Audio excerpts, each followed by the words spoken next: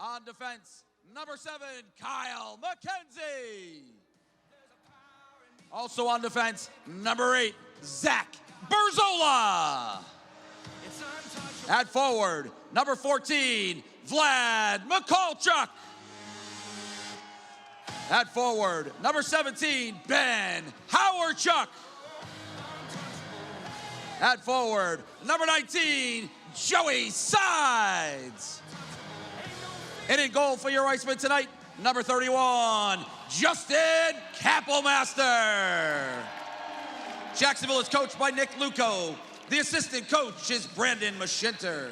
Good evening, everyone. It is time for Jacksonville Icemen hockey. Arlie Johnson with you. Alex Reed will be joining me momentarily. Tonight, for the second time in as many nights, the Icemen hosting the South Carolina Stingrays. Jacksonville coming off a 2-1 victory yesterday as the Icemen remain red hot. 12-1-1 in their last 14 games, 18-3-1 in their last 22 games. A remarkable stretch for the Icemen. Opening faceoff in a moment, but first, your national anthem.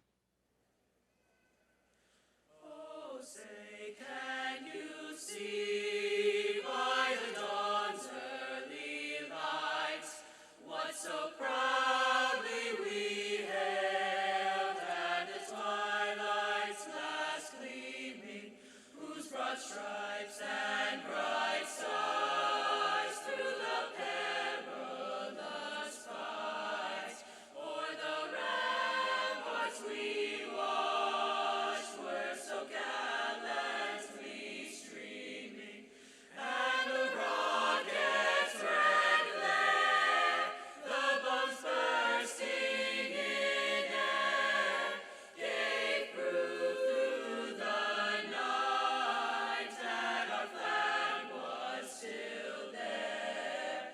Oh, say does that star-spangled banner yet wave o'er the land of the free,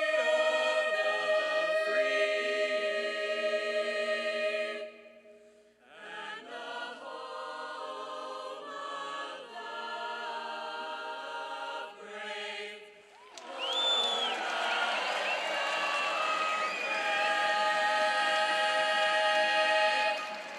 Fans, let's hear it. Great crowd on hand on this Saturday evening on a chilly night in downtown Jacksonville as the Icemen look to remain red hot despite the temperatures outside. For South Carolina, they are struggling right now. Losing last night, they had won a couple prior to that, but they had an 8-game losing streak recently, mired in a 12-19 record overall for the Stingrays, not what they are accustomed to. They're shorthanded on defense. They have a complement of 6 defenders out there, but really only 4 of them are playing. So that's something actually to watch, not only as you move to the second and third period tonight, but into tomorrow's game, because these two teams will face off once again tomorrow in Charleston. And you gotta wonder if the Icemen will just be able to wear down the South Carolina Stingrays over these next couple of games. Justin Kappelmaster gets the start for the second consecutive night for the Icemen. Jacksonville's top 3 normal goaltenders are all in the American Hockey League right now. Tyler Wall, Francois Brassard, Charles Williams, all in the American Hockey League, and Kappelmaster has been rock solid, maybe even a little bit better than that. He's played 3 games for the Icemen. He is 2-0-1, goals against average of 1.29. That is ridiculous. Save percentage of 95.7% in his 3 games for the Icemen. Starting on defense tonight for Jacksonville, Kyle McKenzie with Zach Berzola. Up front, it is Vlad Mikulchuk on the right side. Ben Howardchuk will be at center, and Joey Sides on the left wing side. The Stingrays will counter with Ryan Bednard in goal. Typically one of the best. He was brilliant with Greenville last year, but going from the upstate to the low country, and he has not been as successful this year. 7-9 on the year. Goals against average of 2.79. The Icemen will have a new player in the lineup tonight as well. That is Brendan Harris. He is going to make his Jacksonville Icemen debut. Harris acquired from the Wheeling Nailers just a couple of nights ago. He will wear number 83 for Jacksonville. And the Icemen, for the first time this year, going with the white sweaters at home. Once you reach the All-Star break, you start with the dark home uniforms in the first half of the season, and then the lighter uniforms in the second half of the season.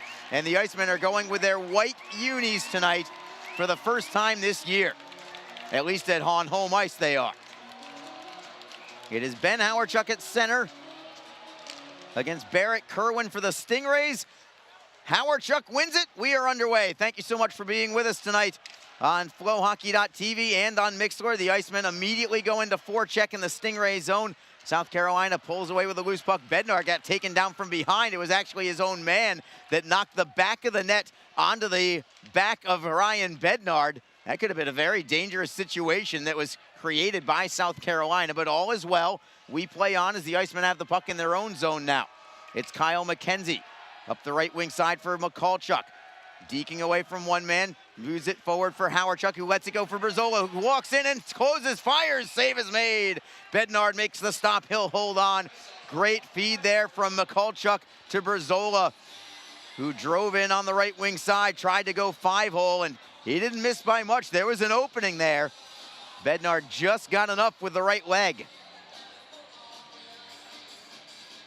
And now on this stoppage in play, here is the debut of Brendan Harris. Not a big guy, 5'7", 160, but fast and shifty. And we will look for that along with Bauer Neudecker and Abbott Gerdukis. Stingrays clear out. It's going to be a delay of game penalty on South Carolina. Over the glass and out of play. And one of their best defensemen, Carter Allen, is the man going into the box. And Jacksonville with an early power play chance. Just 48 seconds into the contest. Now I'm curious if Harris is going to stay out there on the top power play unit. Jacksonville needs another guy out on the ice. They have it in Vlad McCallchuk. Ben Howarchuk is going to serve as a fourth forward along with Jacob Panetta. The Icemen on the power play this year, 20th in the league at 17.6%. South Carolina, oh man, they almost threw it out of play again as they cleared it out. That went very high off the glass. Maybe another 2 or 3 inches, and I think that would have been a 5-on-3 for Jacksonville. As it is, though, the Icemen keep the puck. Now a steal from South Carolina. It's Holmstrom shorthanded, maybe a bit to work towards goal, but he couldn't get the momentum going towards net. The Icemen fortunate to get that puck back. It is Jacob Panetta, stick handling out of his own zone.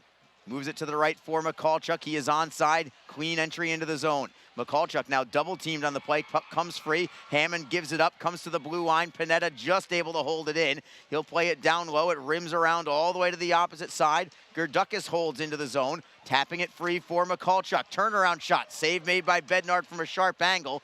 McCallchuk gets it back behind the net. On his backhand, he'll spin to the forehand and pivot and move it for Gerdukis. Gerdukis from the dot, glove save made by Bednard. Decent looking power play here for the Icemen. 1:02 still remaining on it. The Stingrays, their specialty teams, it's a tale of 2 different teams. Their penalty killing, superb. Number 1 in the league at 85.7%. They are last in the league, however, on the power play. And a line change for the Icemen. Derek Lodermeyer comes onto the ice with Joey Sides and Bauer Neudecker. Traditional 3-forward, 2 defenseman alignment this time, with Sean Giles and Zach Brzola manning the points. Stingrays win the draw. It is Chernichin moving shorthanded. Giles defends. Chernichin trusts to the backhand side, gets a shot away. Kapelmaster with a routine stick save. Getting it back there is Chernichin, trying to draw a penalty, but the Icemen get control of the puck, and they do it cleanly as well. They'll still have the power play for 43 seconds. It is Giles, cross ice, off the board, Sides pokes it away from one man. Stingrays get it back and clear it away. Couple of men go down. Sides lost his stick in the offensive zone, gets back onside just in time for Lodermeyer to gain the zone onside. Centering pass deflected away. Giles holds it in. Stingrays get it back. They'll get a clear the length of the ice. One final rush for Jacksonville. 17 seconds to go on the man advantage. Quick line change for the Icemen as Brzola stick handles up the left wing. At the blue line, tapped away, held in by the Icemen, and Brendan Harris just onto the ice. Harris for Ford. Harris gets it back. Cross ice, seam pass, centering feed. Ford, what a save by Bednard. How did that not go in? Just as teams go to full strength, Gerdukis gets it back. Gerdukis in the high slot, throws it in front for Ford. Looks for a forehand, another save by Bednard. Stingrays in trouble here as the Icemen keep the puck in the zone. It is Gerdukis moving it off the glass for Harris. Harris lets it go for Ford. Ford kicks it to the blue line, holds it in for Berzola. Berzola for Harris. What a move by Harris, tapping it away from one man. Stingrays finally get it back and play it to center ice. Excellent work here from Jacksonville. Here they come again, coming in waves. It is Gerdukis spinning away from a man. Flipping it off the boards for Berzola. Berzola all the way to the right point, winds and fires. Save is made by Bednard. Rebound up high. Berzola will tap it away from a man and get it back. No score, 16:22 to go in period number 1. The Icemen getting a lot of momentum from a power play. They didn't score on it, but they're looking very good right now. And here comes Josh Keplinger for the Icemen. Wrister on net, another glove save by Bednard. And the Icemen are peppering Ryan Bednard in the early going. 5 shots on goal in less than 4 minutes. That save from Bednard on Nick Ford was the best of all of them for certain. Ford looking for his first goal in an Iceman uniform. I think he's been much better than his points might indicate. Only 2 assists in 8 games, but I think he's played a very solid 200-foot game for the Icemen. And I think it's just a matter of time before the points start coming for him. Puck trickles to Bednard. He almost stick-handled it right to Keplinger. Put his glove on it just in time, and he'll take another draw. Iceman fans, join us at the K9 Social 5K on Saturday, February 12th. More important today at k9social.com. Face-off between Derek Lodermeyer and Justin Florek. Florek wins it for Jordan Subban. Subban stick handles out to center. Finds Nick Isaacson. Isaacson's shot is blocked by Jacob Panetta. Now it's Jacob Friend reversing it to the right wing for Vlad Mikulchuk. Mikulchuk knocks it free to the red line. It's flipped back into the zone by South Carolina's Damian Czech.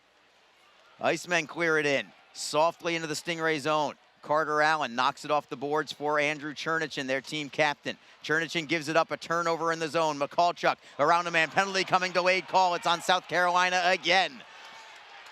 As Derek Loader, Vlad Mikulchuk rather, draws that penalty. It's a tripping call, and I think it's gonna be Czech heading into the box. And the Icemen again to the power play. Not easy to beat South Carolina on a power play. Top team in the league on the penalty kill, but the Icemen certainly with some momentum here and playing very well in the early going.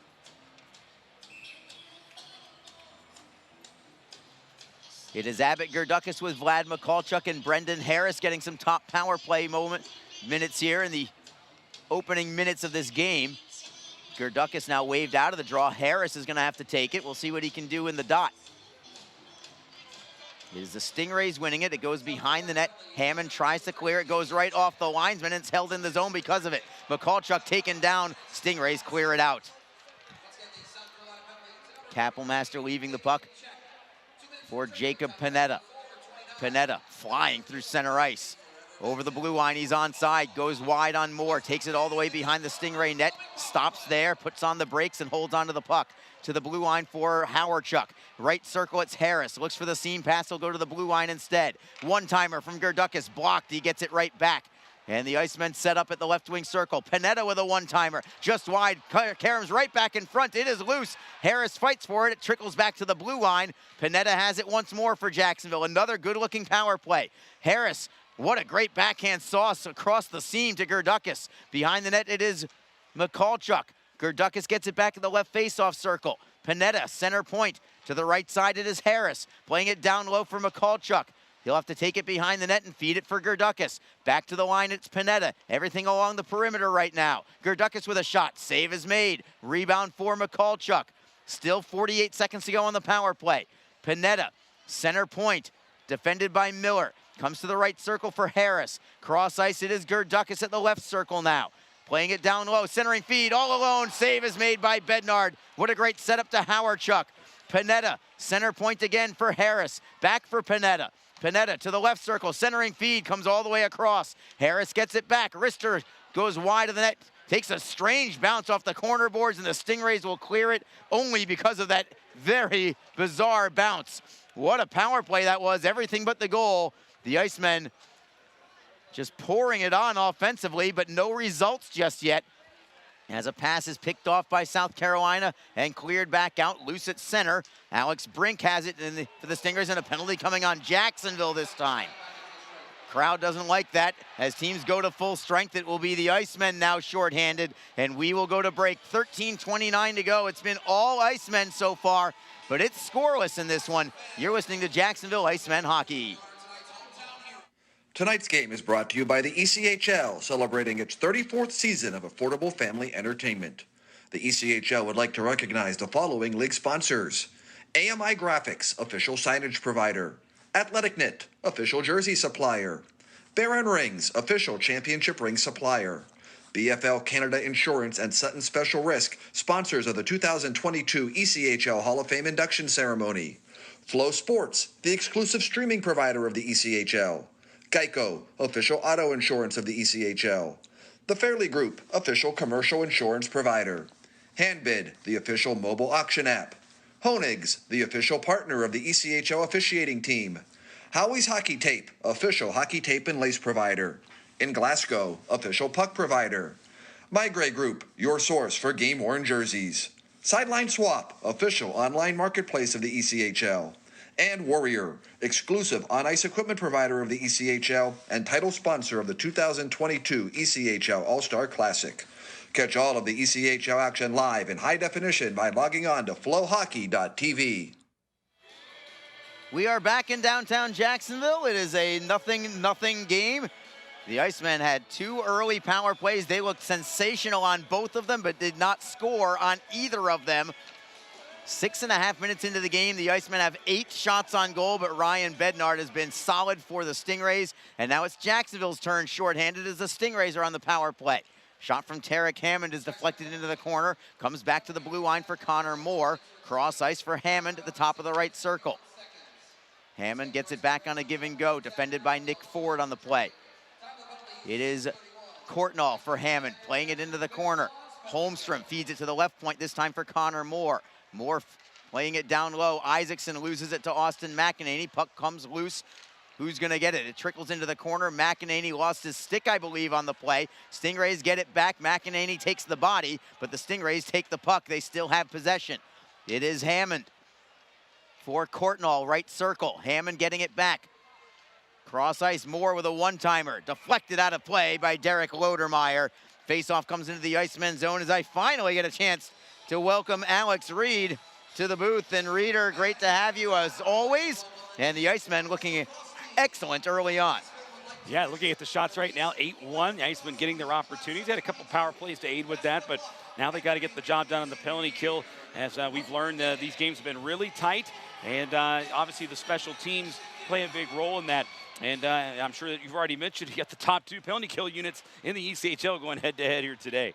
Yeah, Jacksonville now second in the league on the penalty kill at 85.5%, just a tick behind South Carolina. Stingrays get a shot away. It's deflected wide. Chernichin gets it back towards goal, also deflected wide.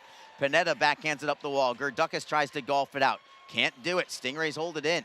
They have the worst power play in the league at 14.6%, but this is a good-looking power play thus far. Now the steal, just as I say that, it was almost like a reverse jinx there, Reeder. What? Yeah, it was. It usually goes the other way. Yeah. But, you know, and I've been on the bad end of that a couple of times. But, you know, you look at I mean, even yesterday, I liked the way they moved the puck around yesterday, South Carolina in the game.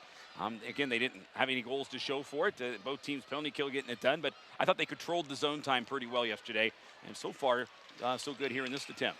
Offside against the Stingrays. 17 seconds to go on their power play. South Carolina got a couple of attempts towards net, but I don't think any of them actually made it on target. Credit the Icemen penalty killers for getting in the shooting lanes a couple times. I know they knocked a couple of towards the corners. Coming on to penalty kill on this offside call, Ben Howarchuk with Joey Sides. The Icemen scored shorthanded last night, a highlight reel goal from Luke Lynch, who, by the way, is not in the lineup tonight. That is part of why Brendan Harris is in the lineup tonight for the Icemen. So we wish Luke Lynch all the best and hope that he is back in short order. Here's a slap shot from South Carolina. What a block from Kyle McKenzie. Moore gets it back as teams go to full strength and the Icemen get a steal. Can they clear the zone? Not quite. Had it gotten by Hammond, it would have been a clean breakaway for Zach Berzola. Stingrays, however, keep it in the zone. Berzola now gets the steal. Flips it up the right side. It goes off the referee, and Isaacson holds in because of it. Berzola will try again. Now he finds a teammate. It's Joey Sides. Sides to the right wing for Berzola. Tries to beat his man wide. He'll play it down low instead. Bednard loses it behind the net. Bednard quick to get back in the crease as the Icemen try to get the centering feed away, but South Carolina pounces on the loose puck, and it is Nick Isaacson just softly bringing it out to the Jacksonville line. 10:50 to go in the first period. Still no score. Panetta tries to step to the outside on Connor Moore in the offensive zone. He'll feed it to the line for Joey Sides, who's covering for Panetta. Sides with a turnaround shot. That's deflected. It ends up out of play. And an offensive zone draw here for Jacksonville. So the Icemen looking to keep the winning streak going. Again, 12-1-1 in the last 14, 18-3-1 in the last 22 games. Hard to remember, Reader, that in the opening 10-11 games, the Icemen started 3-6-1-1. That seems like a lifetime ago. It certainly does. And even in those games, there were a lot of close matchups. They just couldn't get on the winning side, but boy, did they figure it out. The younger guys really started to get settled in, and a lot of the rookies getting settled in the pro game, and boy, made a difference. South Carolina with a turnover in the offensive zone. Drop pass saved by Kappelmaster. That was a big one. As the Icemen get to the rebound, it is Gerdukas on his backhand. Gerdukas shuffles it out to center. Neudecker drops it back in order for the Icemen to maintain possession of the puck. McEnany feeds it ahead. Comes loose, and we're going to have a stoppage in play. It's actually worked out to South Carolina's benefit.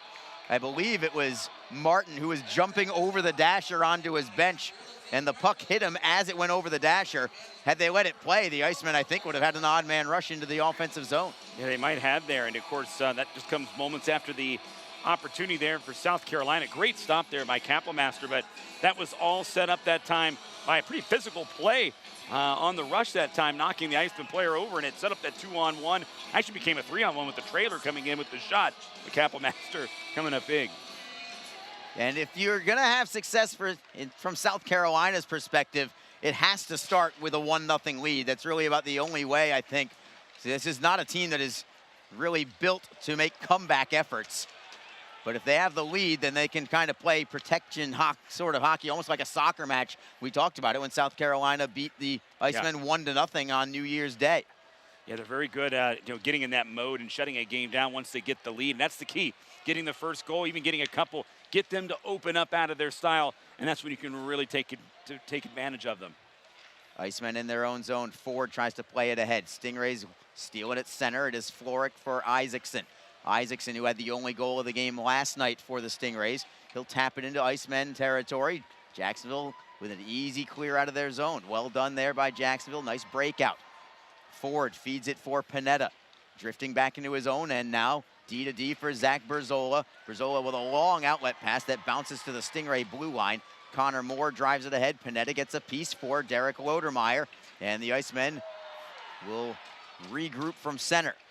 Long flip into the zone. Bednard will play it himself. Stingrays tap it up the left wing side. It is Kerwin with Joey Sides on the back check. What a back check that was. Picked his pocket immediately and brought it right back into the Stingray zone. South Carolina back in action, however, and Kerwin gets crunched by Sides. Sides is picking on Kerwin there a little bit as McCallchuck takes it into the zone. He loses the handle, however. Connor Moore with a poke check, and South Carolina gets it back. Still 0-0, 8:26 to go in the first period. Puck is loose at center. Jacksonville collects it. It is Jacob Panetta. Moving it for Jacob Friend. He had the game-winning goal last night. That was only 13 minutes into the game. Had no idea that was going to be the last of it, but that was the end of the offense for the whole night for both clubs last night. Yeah, it was 2-1 score at that point, and that was the final. Check with a shot. Save is made. Rebound, and another stop by Kappelmaster. Ends up behind the net, and it is Howarchuk skating it out of further harm's way. He'll wrist it around, and it is deflected out. They're going to say no icing because the Stingrays were in the midst of a line change. But Kappelmaster looking very sharp early on. South Carolina only has 4 shots on goal, but a couple of them have been labeled. And Kapelmaster has been up to the task. Now it's Jacksonville's turn. Gerdukas onside on the left wing, drops it to the line for Sean Giles. Rister is deflected wide. It went off a Stingray player. That was dangerous.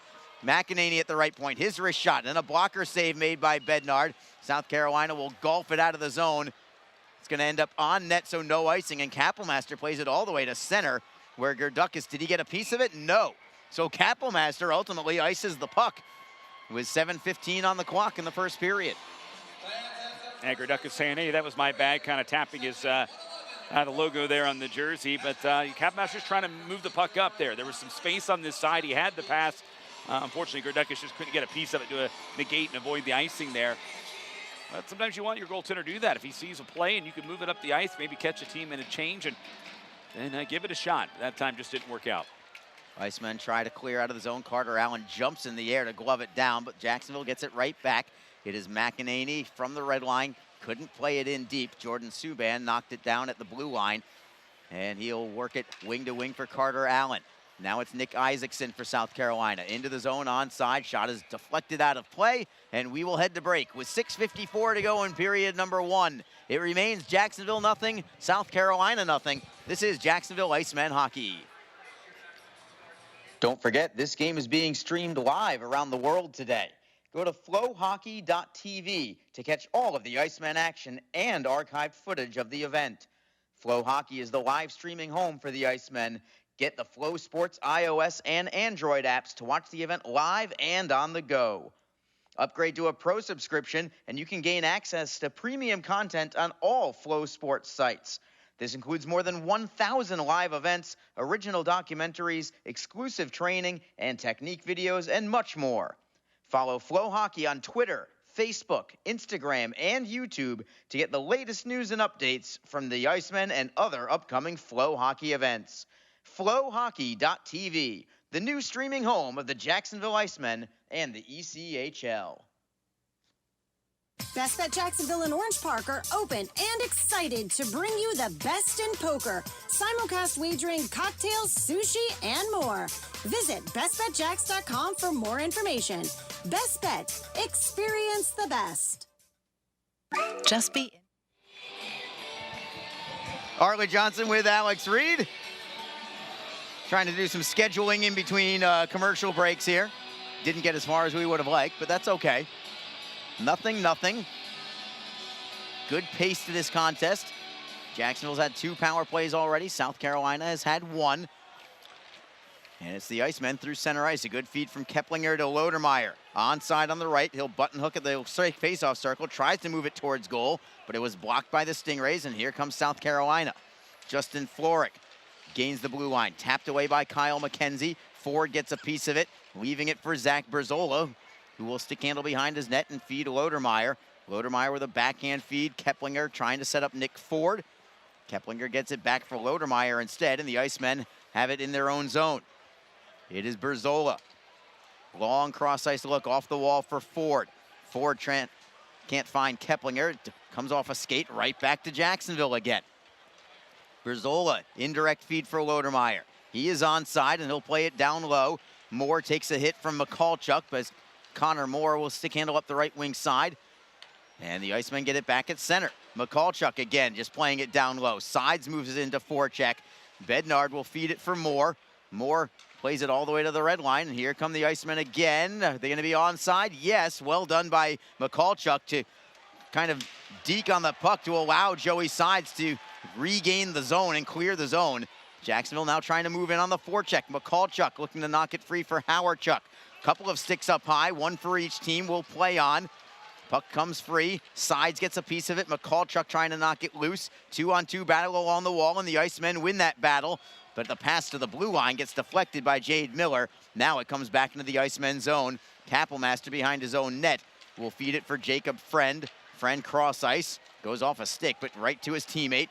It is Panetta for Neudecker, who taps it behind the Stingray net. Carter Allen will feed it to the left side. It is Barrett Kerwin looking for Alex Brink. Brink with a high wrister well over the crossbar. Staying in his crease there is Kapelmaster as the Icemen hustle up the right wing side. Neudecker for Gerdukas. It's a 2-on-1 with Harris. Gerdukas looking for Harris, deflected by South Carolina.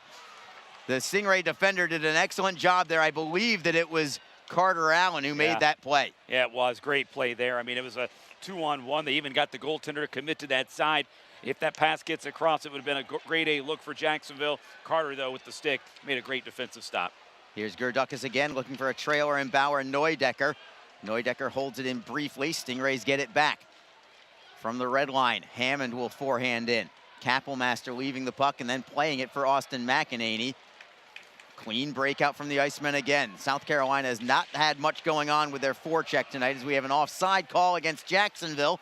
Harrison ahead on the play, and we will take another break in the action. 4:08 now remaining in period number 1. Still 0-0. This is Jacksonville Icemen hockey.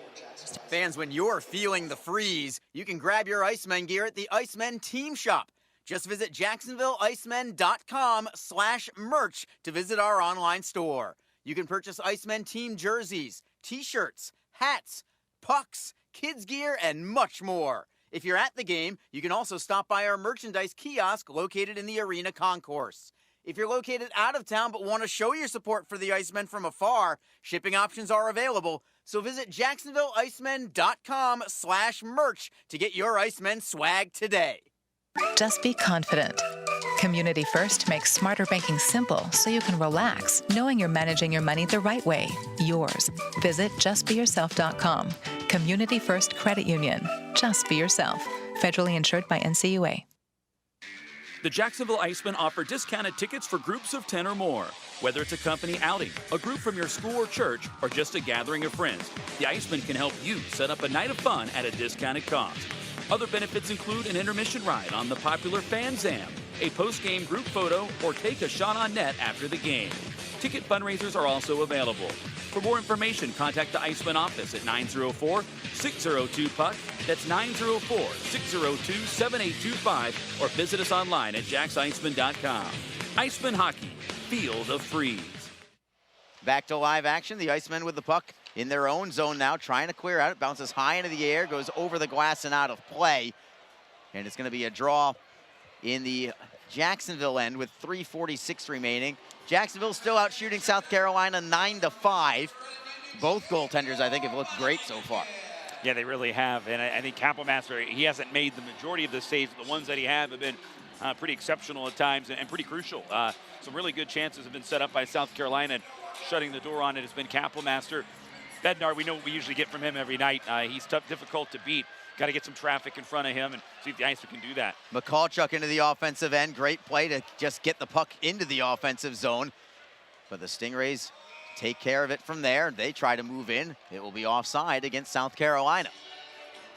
Vlad McCallchuk is really starting to feel good about his game, and he's not the only one. I mean, we've alluded to this a handful of times over the last month and a half or so about the number of Jacksonville players that we both believe are having kind of career years and just, playing above what we would have expected out of them this year. Yeah, and Vlad McCallchuk falls in that category, and just really starting to come into his game, and already with his size, he's got some good skill. He's got a pretty hard shot there as well. Good touch on his shot. I've seen some goaltenders get a little stunned by it sometimes as it comes off his stick, but he also hits. I mean, he's got big size. He finishes checks. Jacob Panett on the back end, another one of those guys that falls in that category. Yeah, at Ben Howardchuk, I would go with. Luke Lynch, I would go with. The list goes on and on, honestly. It's been that kind of year for the Icemen, and that's, those are the kind of things you need when you have, right now, the Icemen. I mean, look, I don't want to get too ahead of ourselves. We're not even at the halfway point of the season yet in terms of number of games played, but, I mean, right now, this first half of the season, I'd call it special. I mean, it's that kind of half season, and those are the kind of things you need to have happen, is for guys to step up and do a little more than what you might have expected of them. And if that can continue all year long, you could be looking at an extra special year-round for Jacksonville and not just a 33-game stretch. Here's Bauer Neudecker for the Icemen. Tries to split the defense. He does. Backhander, and Bednar just got a piece of it. What a rush that was from Bauer Neudecker. Jacksonville does not keep the puck in the zone. Austin McEnany did his best at the blue line, but it just went over the line. But again, just looking at that rush from Bauer Neudecker, always keeping the pressure on are the Icemen. Well, he kept his feet moving, and by doing so, the momentum of his rush, the puck flipped up in the air, hit off him, and landed perfectly down back at his stick to allow him to get that shot on the backhand. So That was a good-looking rush there. Got a good bounce, but again, if he keeps his feet moving, which he didn't give up on the play and got the chance. Just didn't get rewarded that time. Jacksonville wristed in on net. Bednard actually had to make a fairly tricky save from 80 feet away on a one-hopper. Jacksonville keeps the puck in the zone. They'll rim it around to the near side wall. Holmstrom outlets it for Barrett Kerwin, and the Stingrays have a two-man attack. Jacksonville's got three men back. Well done from the Icemen. Berzol leaves the puck for Kyle McKenzie. McKenzie up the wall for Nick Ford. Ford lets it roll for Derek Lodermeyer. Behind the play, it's McKenzie tied up with somebody as we've got a whistle and a stoppage. It's Holmstrom and McKenzie. And I believe we're going to have matching minors as a man down for Jacksonville as well, as Jake Reardon comes out to tend to him. It's right at our near side board, so we cannot see who the player is. Yeah, I saw the hit. It looked like there was like an elbow up high that time by Holmstrom. And whoever he hit, his head went right into the boards there as well. It's Ford, yeah, Nick Ford. Nick Ford. And he's getting up. He's skating up under his own power, which is always a good thing to see. But we saw a big hit last night on Luke Lynch. We see one here now. But I just thought that time Holmstrom came up a little high with the forearm/elbow up against the boards there. And Ford kind of got the receiving end of both the elbow and the glass. Linesman Shane Gustafson is talking to referee Jacob Rakookie. Now I think he's going to have Brady Fagan go over and talk to him as well. I wonder if possibly this is a situation where Rakookie didn't see the call, but maybe a linesman did. And if linesmen see a penalty that is a major, they can have a say-so and maybe create a penalty here. Maybe. Let's see what comes of it. I don't know if anything will or not. High sticking, I think they can also call a double minor if a linesman sees it as well. Yeah, there's a discussion right now. I haven't seen either of the officiating crew signal to the scorers table, but I don't think anyone saw it. And I don't think they're going to call a penalty when it's all said and done here. Face-off in the neutral zone. So, if nothing else, I know it didn't work out Jacksonville's way in terms of not having a power play here, but I respect the officials at least just gathering together and just having a conversation about it. Yeah, and I'll take that. And if neither one of them saw it, then so be it. But you're right. I mean, have the discussion, at least find out. That's why you have the crew and do what you can to get it right. And this time, if there was a penalty, no one saw it. But again, having the discussion, it's the right play by the crew there to at least have that opportunity to see if there was something there. Icemen have the puck at center ice as we resume play. Bauer Neudecker with a backhand flip in. Gerdukas chases after it against Martin. Neudecker looks for the steal, couldn't get it. Stingrays play it to center. Berzola knocks it right back into the zone. It went off the top of the glass and stayed in play. Yeah. Just kind of glided there on the top. Yeah. And then fell back in. Puck on edge, on the edge of the glass. Stingrays with a long home run pass coming to the blue line. They've got the puck. It is Kerwin looking for a centering feed. Great save by Kapellmaster with the right pad. Ben Holmstrom had that opportunity. Stingrays hold it in the zone, however, but Kapellmaster another quality save to keep this one scoreless. Stingrays with a shot towards goal that is deflected wide. Jacob Friend takes the body. Also curious to see if things get a little chippy after that hit on Nick Ford. Friend is just tossing around Gentile right now as play is bottled up at the near side half wall. South Carolina holds the zone, however. It is Gentile, sharp angle shot. Kapellmaster steers it aside. Holmstrom with a shot towards goal, deflects to South Carolina. Another save from Kapellmaster and another from behind the goal line as the Stingrays tried to bank it in off of him. But Justin Kapellmaster up to the task right now. It's a goaltending display from both teams in this first period. Now final minute of play.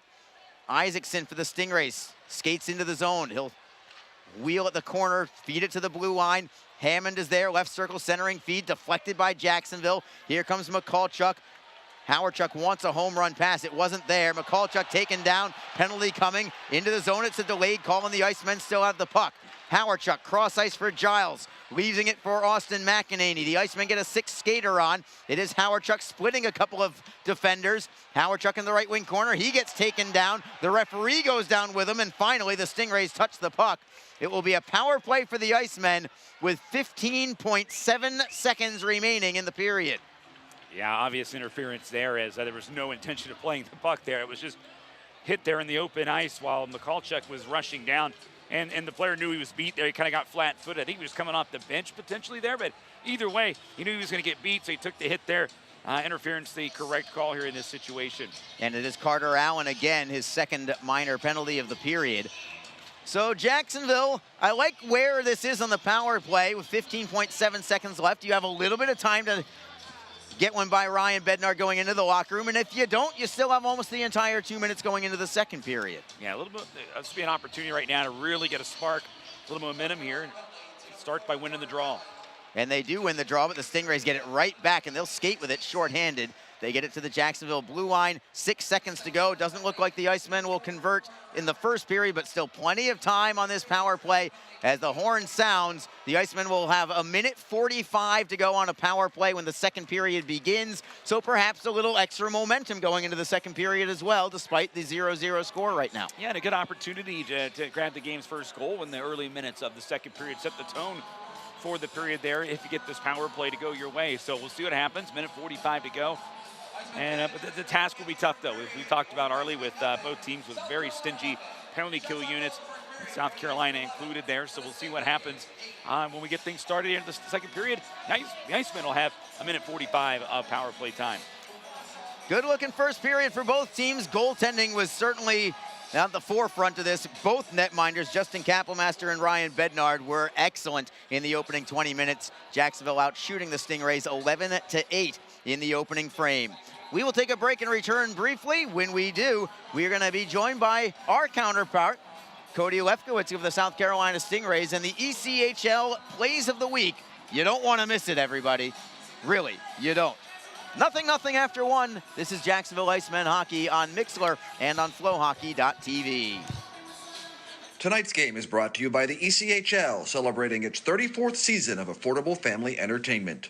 The ECHL would like to recognize the following league sponsors: AMI Graphics, official signage provider; Athletic Knit, official jersey supplier; Fair & Rings, official championship ring supplier; BFL Canada Insurance and Sutton Special Risk, sponsors of the 2022 ECHL Hall of Fame induction ceremony; Flow Sports, the exclusive streaming provider of the ECHL; Geico, official auto insurance of the ECHL; The Fairley Group, official commercial insurance provider; Handbid, the official mobile auction app; Honig's, the official partner of the ECHL officiating team; Howie's Hockey Tape, official hockey tape and lace provider; In Glasgow, official puck provider; My Grey Group, your source for game-worn jerseys; Sideline Swap, official online marketplace of the ECHL; and Warrior, exclusive on-ice equipment provider of the ECHL and title sponsor of the 2022 ECHL All-Star Classic. Catch all of the ECHL action live in high definition by logging on to flowhockey.tv. Just be positive. Your Community First Mortgage champions make sure you get a great rate, a quick close, and can save you about $3,000 in closing costs. Apply at communityfirstfl.org. Community First Credit Union. Just be yourself. Federally insured by NCUA, Equal Housing Lender. Don't forget, this game is being streamed live around the world today. Go to flowhockey.tv to catch all of the Icemen action and archived footage of the event. Flow Hockey is the live streaming home for the Icemen. Get the Flow Sports iOS and Android apps to watch the event live and on the go. Upgrade to a pro subscription and you can gain access to premium content on all Flow Sports sites. This includes more than 1,000 live events, original documentaries, exclusive training and technique videos, and much more.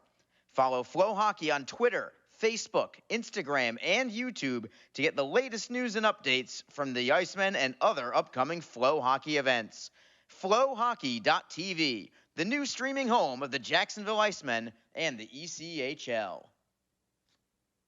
Best Bet Jacksonville and Orange Park are open and excited to bring you the best in poker, simulcast wagering, cocktails, sushi, and more. Visit bestbetjacks.com for more information. Best Bet. Experience the best. Just be in control. With free interest checking and great digital tools, Community First makes smarter banking simple. Add an account at justbeyourself.com. Community First Credit Union. Just be yourself. Federally insured by NCUA. Fans, when you're feeling the freeze, you can grab your Icemen gear at the Icemen Team Shop. Just visit jacksonvilleicemen.com/merch to visit our online store. You can purchase Icemen team jerseys, t-shirts, hats, pucks, kids gear, and much more. If you're at the game, you can also stop by our merchandise kiosk located in the arena concourse. If you're located out of town but want to show your support for the Icemen from afar, shipping options are available. So visit JacksonvilleIcemen.com/merch to get your Icemen swag today. Just be confident. Community First makes smarter banking simple so you can relax, knowing you're managing your money the right way, yours. Visit justbeyourself.com. Community First Credit Union. Just be yourself. Federally insured by NCUA. The Jacksonville Icemen offer discounted tickets for groups of 10 or more. Whether it's a company outing, a group from your school or church, or just a gathering of friends, the Icemen can help you set up a night of fun at a discounted cost. Other benefits include an intermission ride on the popular Fan Zam, a post-game group photo, or take a shot on net after the game. Ticket fundraisers are also available. For more information, contact the Icemen office at 904-602-PUCK. That's 904-602-7825, or visit us online at jacksicemen.com. Icemen Hockey, feel the freeze. Hi, everyone. This is Allie McDeal from the Best Bet Poker Rooms. Experience the popular Vegas-style game Fortune Pai Gow Poker. Both locations are now playing Face-Up Pai Gow. It's more fun to play than ever. You could win up to $25,000 on a single $5 bet. Come play at either Best Bet location today. The Jacksonville Icemen are always looking to give back to the communities of North Florida. The team offers a ticket fundraising program that many local nonprofits and schools and charitable organizations can take advantage of. The program is simple. Your organization sells tickets to an Icemen home game, and a portion of each ticket purchase will go directly to your cause. This is a fun and easy way to raise money and gain exposure for your organization or school. For more information, contact the Icemen office at 904-602-PUCK. That's 904-602-7825, or log on to jacksicemen.com. NHL players have amazing talent, and some of the very best developed right here in the ECHL. Beagles in, he scores! Now, follow all your favorite ECHL alumni every night on NHL Network's primetime hockey show, NHL Tonight. Both teams recognize how big this matchup is. Fire save by Dubin. Rebound! Goosebump stuff. NHL Tonight, every night 6 Eastern on NHL Network. What is your role in the fight against cancer? The answer could be as simple as driving your car. For many cancer patients, getting to and from treatment is one of their toughest challenges. The American Cancer Society needs volunteer drivers to help provide transportation for people in your community. Through the gift of a lift in your car, you can help patients take one more step in the road to recovery. Get in the driver's seat in the fight against cancer. To find out more, call your American Cancer Society at 1-800-227-2345 or visit cancer.org. Ever wish we could get a new house? Yes, and Community First is freezing mortgage rates for up to 75 days, and they pay closing costs. Ever wish we didn't hire your cousin to fix our leaky roof? Just keep mopping. Ready for a new home? The home team at Community First can help by freezing mortgage rates for up to 75 days and paying your closing costs. Learn more at communityfirstfl.org. Community First, love where you bank. Equal housing lender. Happy All-Star Week, ECHL fans. Before the players celebrated a hard-fought first half of the season, there was a full slate of games last week, and we're here to bring you some of the best calls from throughout the ECHL on this week's ECHL Plays of the Week. I'm Cody Lefkowitz, the voice of the South Carolina Stingrays. We begin almost a week ago in Ohio. The Cincinnati Cyclones wrapped up a 5-game homestand Wednesday night with the chance to go a perfect 5-0 inside the Heritage Bank Center. While welcoming the Atlanta Gladiators to town, Dejan Mingo took a swing at finding his way onto the score sheet. Gertler finds 2 Cyclones jerseys on him. Out the box comes Justin Vibe. Stretch pass, he gets it. Out the box, Vibe, breakaway, shot, parks the save, and then they score! It is batted out of midair, and spring training starts early for Dejan Mingo. 1:27 to go in the first. It's 1-0 Cincinnati.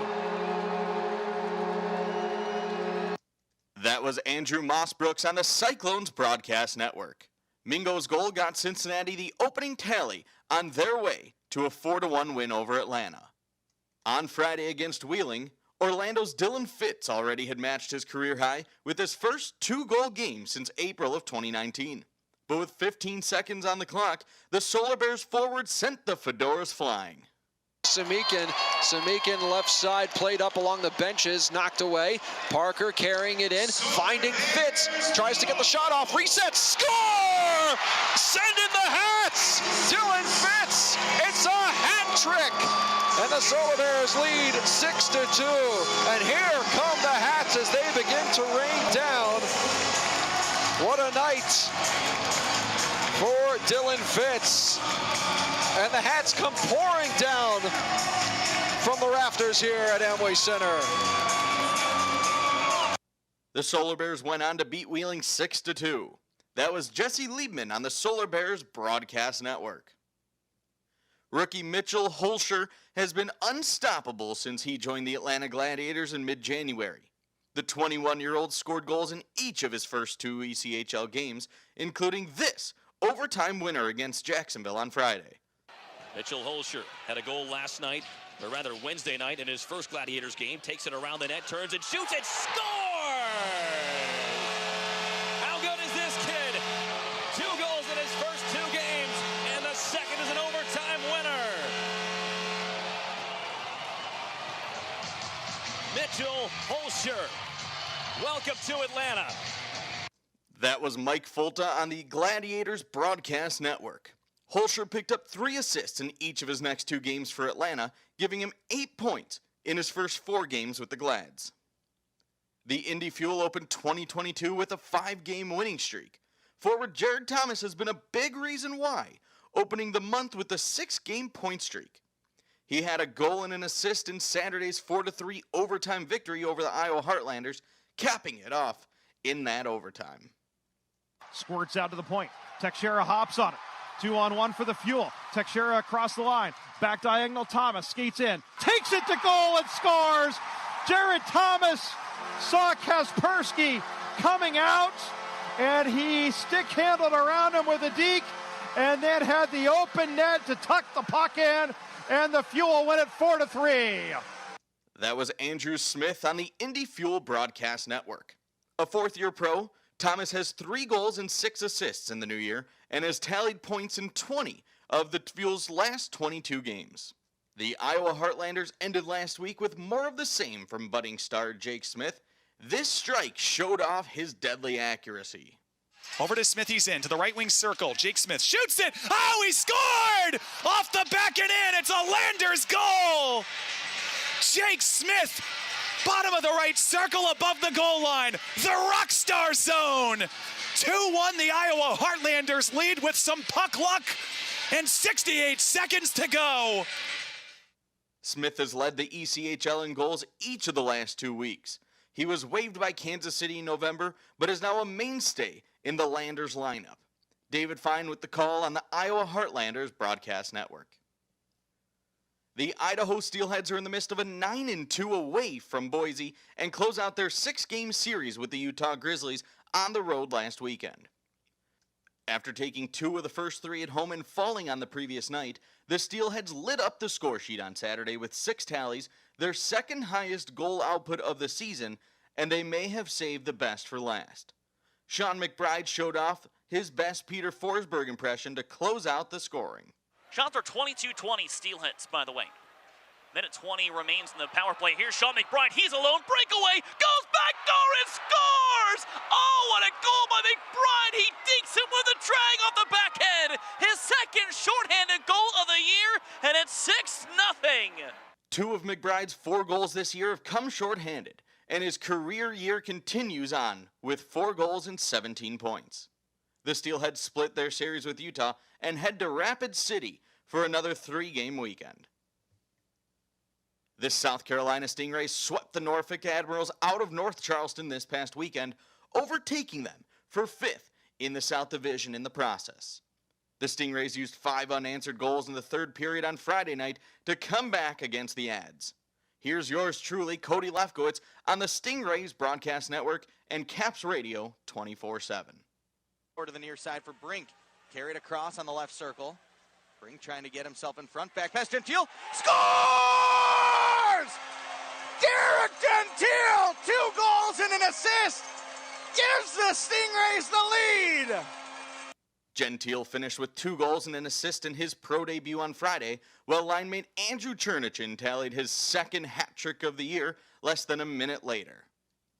That'll wrap it up on this week's All-Star Plays of the Week. Check out more great ECHL action on Flow Hockey. I'm the South Carolina Stingrays' Cody Lefkowitz, wishing you all a great week and great hockey. Don't forget, this game is being streamed live around the world today. Go to flowhockey.tv to catch all of the Icemen action and archived footage of the event. Flow Hockey is the live streaming home for the Icemen. Get the Flow Sports iOS and Android apps to watch the event live and on the go. Upgrade to a pro subscription and you can gain access to premium content on all Flow Sports sites. This includes more than 1,000 live events, original documentaries, exclusive training, and technique videos, and much more. Follow Flow Hockey on Twitter, Facebook, Instagram, and YouTube to get the latest news and updates from the Icemen and other upcoming Flow Hockey events. Flowhockey.tv, the new streaming home of the Jacksonville Icemen and the ECHL. Best Bet Jacksonville and Orange Park are open and excited to bring you the best in poker, simulcast wagering, cocktails, sushi, and more. Visit bestbetjacks.com for more information. Best Bet. Experience the best. Just be in control. With free interest checking and great digital tools, Community First makes smarter banking simple. Add an account at justbeyourself.com. Community First Credit Union. Just be yourself. Federally insured by NCUA. Fans, when you're feeling the freeze, you can grab your Icemen gear at the Icemen Team Shop. Just visit JacksonvilleIcemen.com/merch to visit our online store. You can purchase Icemen team jerseys, t-shirts, hats, pucks, kids gear, and much more. If you're at the game, you can also stop by our merchandise kiosk located in the arena concourse. If you're located out of town but want to show your support for the Icemen from afar, shipping options are available. So visit JacksonvilleIcemen.com/merch to get your Icemen swag today. Just be confident. Community First makes smarter banking simple so you can relax, knowing you're managing your money the right way, yours. Visit justbeyourself.com. Community First Credit Union. Just be yourself. Federally insured by NCUA. The Jacksonville Icemen offer discounted tickets for groups of 10 or more. Whether it's a company outing, a group from your school or church, or just a gathering of friends, the Icemen can help you set up a night of fun at a discounted cost. Other benefits include an intermission ride on the popular Fan Zam, a post-game group photo, or take a shot on net after the game. Ticket fundraisers are also available. For more information, contact the Icemen office at 904-602-PUCK. That's 904-602-7825, or visit us online at jacksicemen.com. Icemen Hockey. Feel the freeze. Hi, everyone. This is Allie McDeal from the Best Bet Poker Rooms. Experience the popular Vegas-style game, Fortune Pai Gow Poker. Both locations are now playing Face-Up Pai Gow. It's more fun to play than ever. You could win up to $25,000 on a single $5 bet. Come play at either Best Bet location today. And welcome back to the VyStar Veterans Memorial Arena. Arlie Johnson joined by Alex Reed tonight. Last home game for 2.5 weeks as the Icemen embark on a nice little 6-game jaunt. Reader, you'll be on the call for all of them. Cannot wait to hear the dulcet tones of Alex Reed starting tomorrow afternoon in SoCo. And this is a big-time trip for the Icemen coming up. It is, and I think an opportunity for them to go on a lengthy stretch on the road, and they're going to be challenged. And they're going to be taking on South Carolina, who's going to get back on home ice. Then they're going to travel to Atlanta for 2, and Atlanta's been playing some really good hockey early. Very veteran club, and not just by games played. Yeah, they've got plenty of those, but even the guys that aren't technically listed as veteran players by games played, they got a lot of guys that are experienced in this league. And then the team's going to stay in Atlanta, fly out of Atlanta, and head on up to Boise, Idaho, and then take on the Utah Grizzlies. 3 games in 3 nights, one in Idaho and 2 in Utah. And by the way, those are the top 2 teams in the West. So, yes. So that's going to be a little bit of a barometer for this club, maybe to see where they stand in that regard. And and I think it's going to be a good challenge, good test. Maybe good for the guys to get on the road here. I think they're probably looking forward to it, I would imagine, just to a certain degree. I know one guy in particular, probably Joey Sides, who hails out of Sun Valley, Idaho. Yes. So I have a feeling he's going to be thrilled to head back to Boise. Second period is now underway, and Jacksonville does start on a power play. They've got a good chunk left on time here. And here's Vlad Mikulchuk carrying in on the right wing side. Forehand goes off the side of the net. He gets it back and finds Panetta at the left point. He handled that pass well, Panetta did. Skate to stick. Panetta with a slap shot. It's deflected high off the glass. Stays in play. Stingrays turn and clear it away.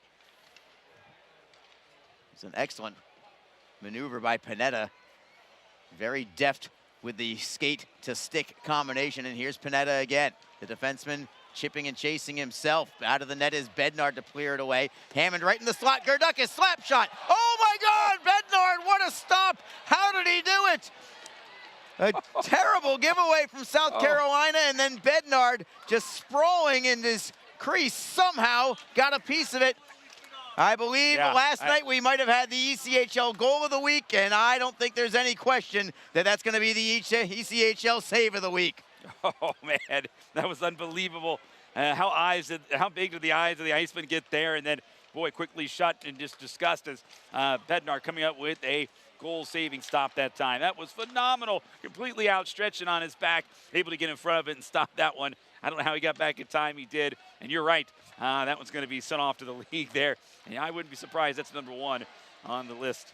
Closing seconds of the power play for the Icemen. They take it back into the offensive end. Brazola rims it around. He'll find Joey Sides to the left point. It's Bauer Neudecker. Neudecker 4 sides again. Feeds it for Neudecker once more. Playing it down low for Lodermeyer. Teams are now at full strength. And the Stingrays escape that situation as Zach Brazola gets a poke check away. Keeps the puck in the zone, at least briefly. South Carolina now finally gets it away. So Jacksonville 0 for 3 on the power play. Icing is waved off. We will play on. Jacksonville clearing the puck out to center ice. Stingrays get a steal now at the blue line. It is Kerwin for Subban. Subban with a centering feed. Miller nearly had to go off of his leg and into the net, but it carried him just wide on the play instead. South Carolina has it in their own zone. Still 0-0 thanks to the brilliance of Ryan Bednard with a little bit of luck in there as well, but I'm going to give him the credit on that one as South Carolina tries to play it ahead, looking for Kerwin. Slap shot from distance, easily gloved by Kappelmaster on the blast from the blue line from Jordan Subban. So the draw will be in the Icemen zone. I think the crowd is still buzzing over that Ryan Bednard save. What a terrible giveaway that was from South Carolina, but Bednard really bailed out his defenseman there. He was almost Snow Angel on the ice, the way he kind of dove back in. We're watching the replay from behind here. the net. Unbelievable. And you're right. He just slid into the Snow Angel there and got it done. Whatever it takes, Jacksonville clears it away to center ice on the draw. Loose puck at the blue line, and the Icemen regroup there. Ben Howarchuk circles back into his own zone, looking for the long home run pass. It is deflected in. No icing on the play. I thought that Nick Ford was on his half of the blue line. The Icemen get a steal. Wrist shot is blocked. Howarchuk tried to pull the trigger.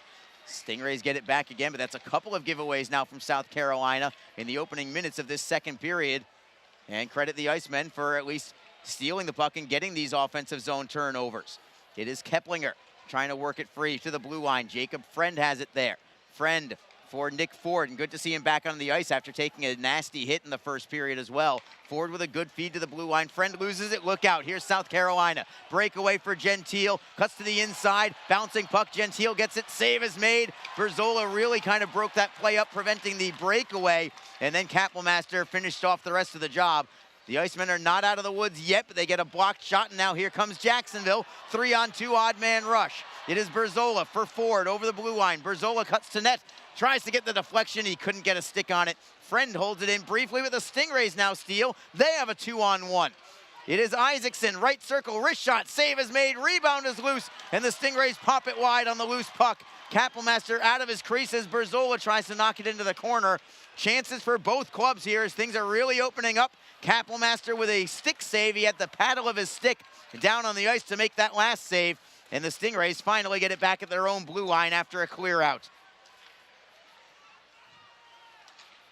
Stingrays back into the zone. It is Croy Evingson behind his net for Jacksonville after a dump in. Evingson splits a couple of defenders, finds Gerdukis, cross ice look, deflected briefly, but Evingson gets it right back. He'll play it in deep, and Bednard will feed Nick Isaacson. Isaacson's pass cross ice. Moore has to track it down, taking it off the boards. South Carolina gets it back in. Justin Floric on his backhand, looking for Chernichin. Evingson rides him into the wall. McEnany tries to backhand it away, and he finds Bauer Neudecker. Neudecker for Harris. Harris cross ice for Abbott Gerdukis. Gerdukis tries to play it in. It gets deflected. It does end up behind the Stingray net. Gerdukis tries to center. He's double teamed. Stingrays clear it to the line. McEnany with a drive and a save made. Rebound went behind Bednard, and Connor Moore was able to sweep it away from the blue paint. Austin McEnany looking for his first goal of the season there, and was about maybe half a foot away from getting it. Yeah, he certainly was. It just squeezed and trickled through the 5-hole there of Bednard, who I thought got a good piece of it. I thought he had a hold of it, but he didn't. It was rolling through. Moore, though, getting the stick in and the clear to keep it out. Yeah, Bednard thought he had it, too. He was just in his butterfly, just assuming that he was going to get the whistle, but next thing you know, there was the puck behind him.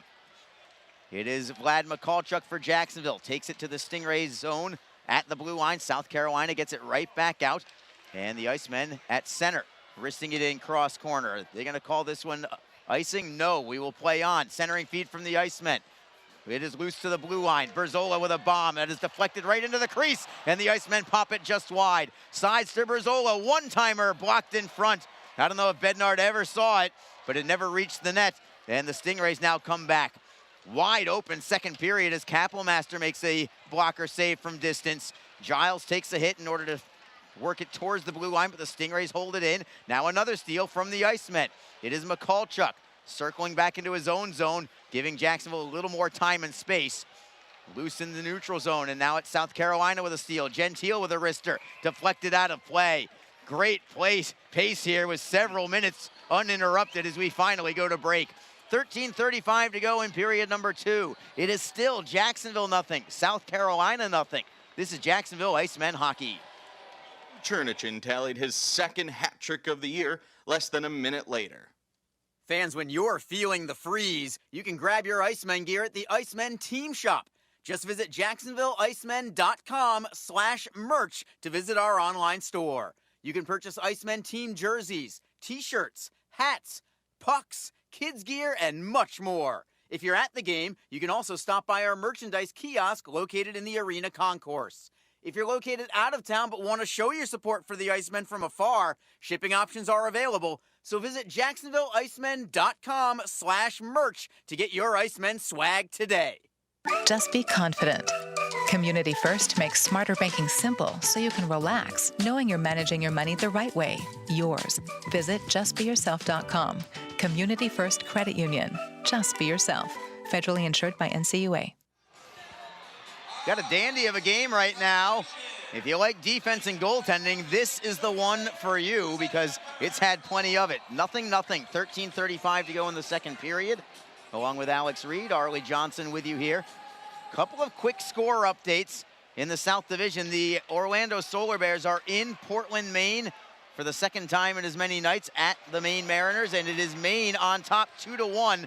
And that game is a little later than this one. They started at 6 o'clock, so only 8 minutes to go in that game. Maine trying to hold on and try to do the Icemen and the rest of the South Division a favor. Also, from Estero, Florida, the Atlanta Gladiators looking to hand Florida their 4th consecutive loss if they get a win, and Atlanta is on top. It's 2-1 Gladiators after one period of play. Back to play here now in Jacksonville. Puck is in the Stingray zone. Man goes down, no call, will play on. The Icemen with a 2-on-1. Howard Truck couldn't get a toe drag, but Keplinger has it behind the net. Keplinger all the way around to the right circle. It comes to the blue line for Panetta. Panetta wrists it intentionally wide, looking for Ford. It took a strange bounce, I think, off the dasher and ended up out of play. Howard Chuck had a 2-on-1, but it was in tight, and he really didn't have much room to work with. Also, I was a little surprised that there wasn't a penalty called on Jacksonville because the Stingray player went down to create that 2-on-1. Yeah, I didn't think they were going to be allowed to even get the 2-on-1, but they did. And Howard Chuck trying to make a little toe drag around the outstretched defenseman who hit the deck, trying to make himself as wide as possible. And that strategy proved to work just fine for South Carolina, but Icemen fortunate they were able to get that opportunity away, and we remain even strength. Stingrays win the draw. They skated away immediately into Jacksonville's end.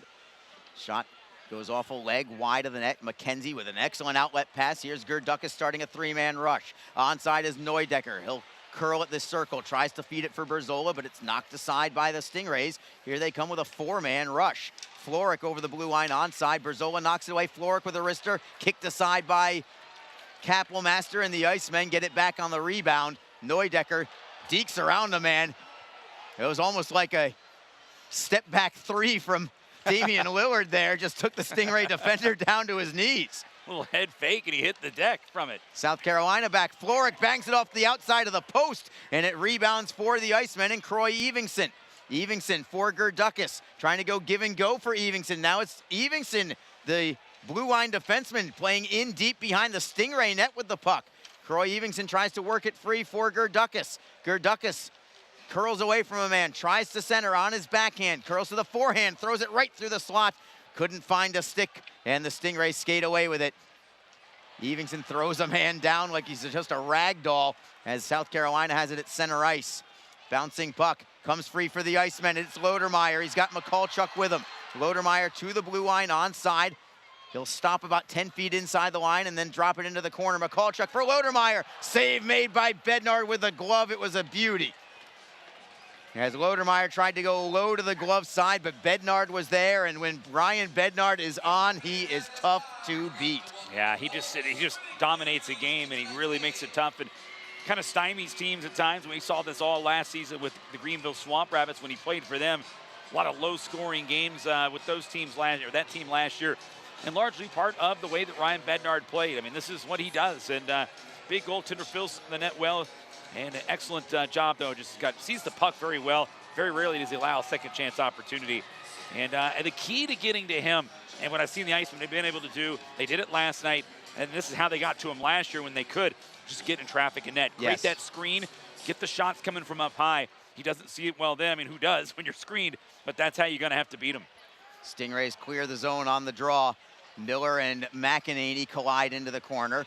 Puck comes free for Jacksonville for the moment. Brink gets taken down. Penalty coming on Jacksonville this time. It's a delayed call. Here's the Icemen with the touch, and it will be a power play for South Carolina as Austin McEnany goes after Jade Miller after the whistle. And I wonder if Miller gave him an extra whack there. Yeah, he did. Right after the whistle, he gave a little shove there and brought McEnany down. McEnany turned around and told him that he didn't appreciate that, and that's the reason for the meeting of the minds here at the moment. I don't expect anything to get evened up here. I believe it's going to end up being a power play for South Carolina, and just the one penalty to Austin McEnany, or no, it's to Josh Keplinger rather, not to McEnany. But a power play for the Stingrays. South Carolina, again, the last ranked team in the ECHL on the power play at 14.6%. Jacksonville's penalty kill second overall in the league. And South Carolina has also allowed 10 shorthanded goals this year, including one last night to Luke Lynch of the Icemen.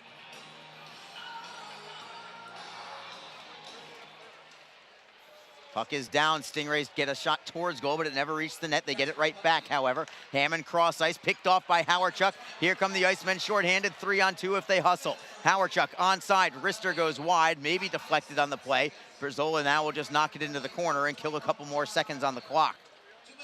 South Carolina's power play against Jacksonville this year, you think that 14.6% is bad, last in the league? Well, against the Icemen, 7.9%, 3 for 38 going into this game, so now actually 3 for 39.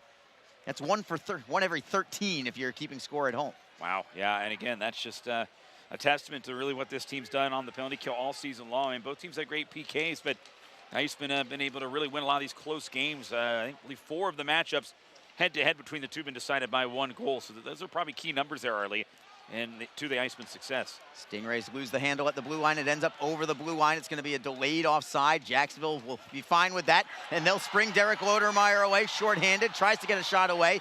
He tapped it towards goal, and Ryan Bednard steered it aside. Yeah, they kind of lulled him to sleep there. Yeah. South Carolina didn't want to touch the puck because it was a delayed offside.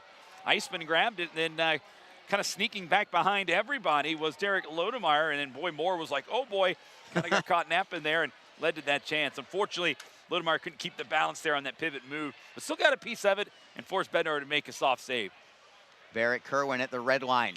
Shifts from right to left as he rims it around behind the net of Kapelmaster. Friend tries to golf it out. Can't do it. At the blue line, it's held in by Chernichin, but the Icemen get it right back, and McEnany will rifle it 200 feet. Just 15 seconds to go on this power play for South Carolina. One final rush for them. It is Subban. Stick handling out of his own zone. He'll drop it for Chernichin, then to the left for Gentile. Gentile gains the line.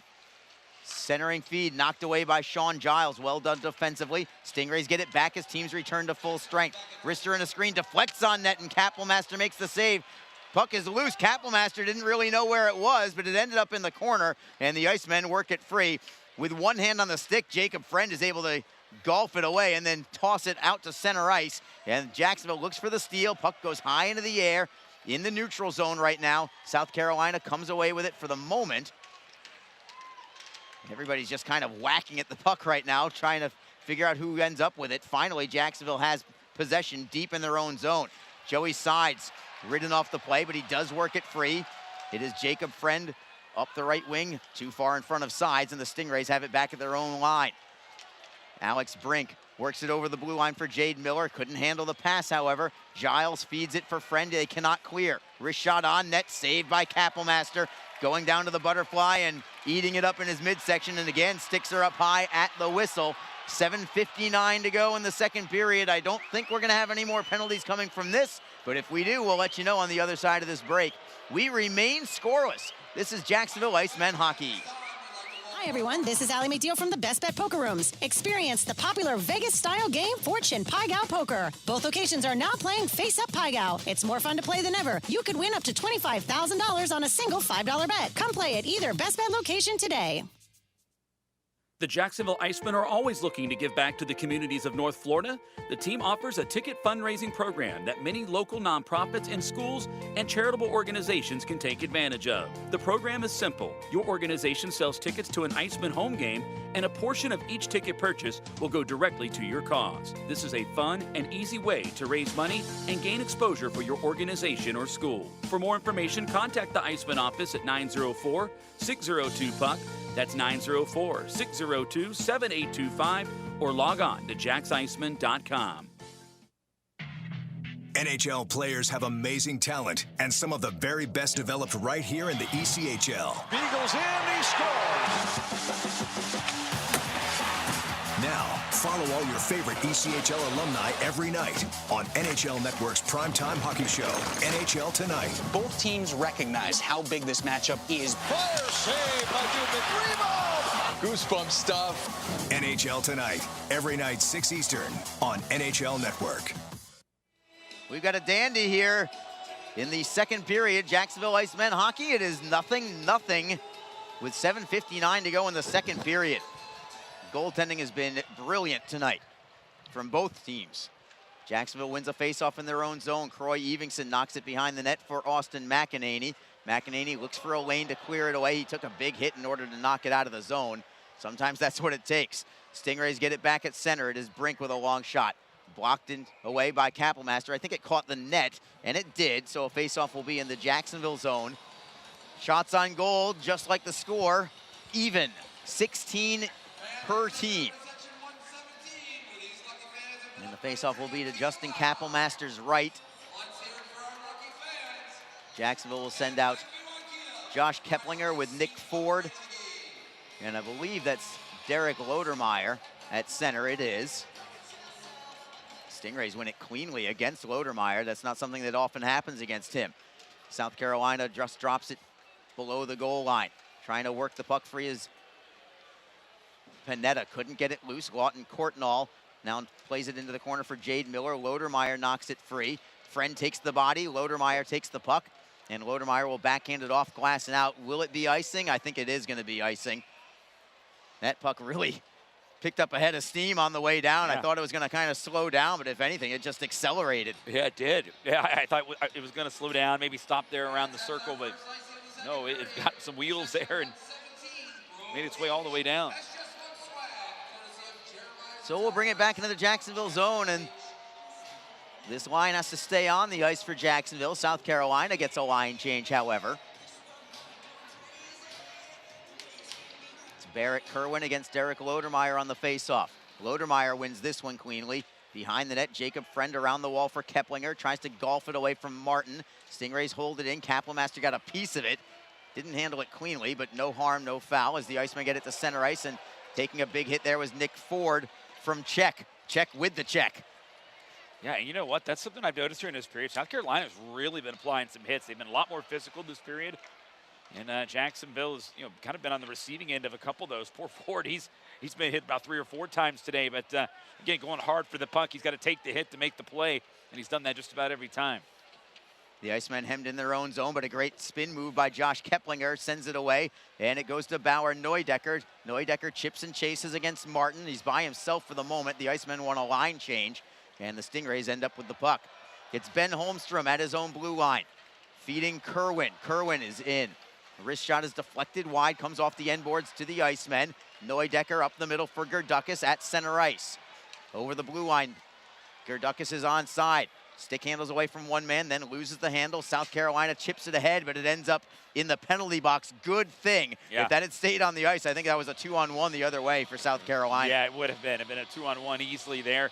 Great scoring opportunity. So, again, it's a good thing that thing went out of play there, as you mentioned, into the penalty box. And Iceman able to catch a break there. And I should also add, it did hit the glass before going over the glass, so no delay of game against South Carolina either in that situation. Do we have an update there, Reader? Yeah, we do, if I get on the right day here.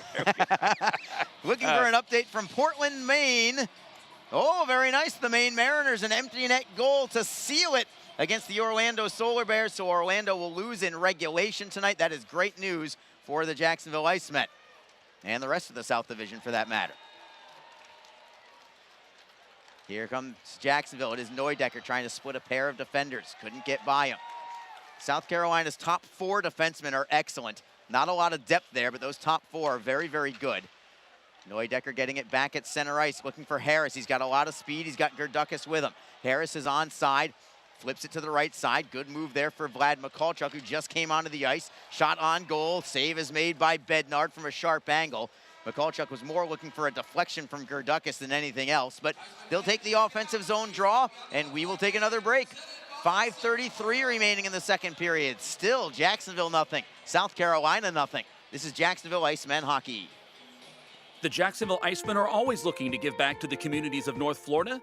The team offers a ticket fundraising program that many local nonprofits and schools and charitable organizations can take advantage of. The program is simple. Your organization sells tickets to an Icemen home game, and a portion of each ticket purchase will go directly to your cause. This is a fun and easy way to raise money and gain exposure for your organization or school. For more information, contact the Icemen office at 904-602-PUCK. That's 904-602-7825, or log on to jacksiceman.com. NHL players have amazing talent, and some of the very best developed right here in the ECHL. Beagles in, he scores! Now, follow all your favorite ECHL alumni every night on NHL Network's primetime hockey show, NHL Tonight. Both teams recognize how big this matchup is. Fire save by Dubin. Rebound! Goosebump stuff. NHL Tonight, every night 6 Eastern on NHL Network. Jacksonville and South Carolina are scoreless. The Icemen get a steal in the offensive zone. Joey Sides tried to play it into the corner, but the Stingrays broke it up and played it to center ice. It is Courtnall for South Carolina, trying to go wide on Giles. The linesman actually got in the way, and Courtnall was able to bring it right through the top of the blue paint, but couldn't put it on goal. Stingrays hold it in, however. Giles golfs at it, ends up at the blue line. Subban gloves it ahead, and the Icemen come away with it. Mikulchuk looking for Howardchuk, out of his reach, and South Carolina with it once more. It is Miller playing it back to his own line for Carter Allen. Allen deflects it for Brink. And now it's the Stingrays to change up on the fly. Less than 5 minutes to go in the second period of a scoreless hockey game. Vlad Mikulchuk for the Icemen. Cuts from the inside to the outside. Gains the line. Wrister on goal. Save made by Bednard. Mikulchuk gave him a little bit of a snow job just to let him know that he's there. And we'll take the face-off in Stingray territory.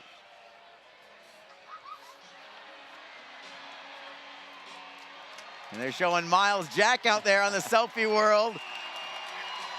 Big round of applause for Miles Jack, who's there tonight.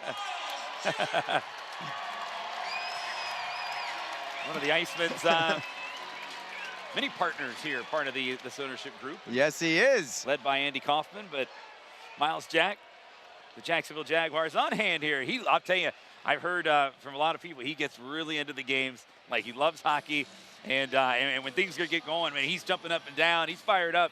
It's really good to hear that type of excitement. We have a face-off in the neutral zone on a hand pass. Great to see Miles out there catching a game for the Icemen. Hopefully he'll see another Icemen victory this weekend. Goals have been very difficult to come by. 3 combined goals in almost 5 periods of play now. Combined. Not a lot. As Jacksonville takes it through center ice, it's Panetta with speed. He's got Ford trailing. Ford has it. Forehand. What a save again by Bednard on the right pad. Nick Ford's had a great game tonight. Shot deflects on net. And I think Bednard got a right skate on that one too. I think he did. Yeah, he extended out just enough. Hit something on the way in and kind of changed direction, and we got a piece of it there. Keep that one out, but good chance there by Ford a moment ago. Bednard, though, making the first big stay, or the first stop there. Rebound just wasn't there. It's Friend for Jacksonville. For Lodermeyer, shot in the screen, goes off the glass, comes off the dasher. Panetta, great play to keep it in the zone, knocking it out of the air at the blue line. It is Keplinger now behind the Stingray net, tries to kick it onto his stick. Gets it loose for Lodermeyer. Lodermeyer curls to his forehand. He'll play it down low for Ford.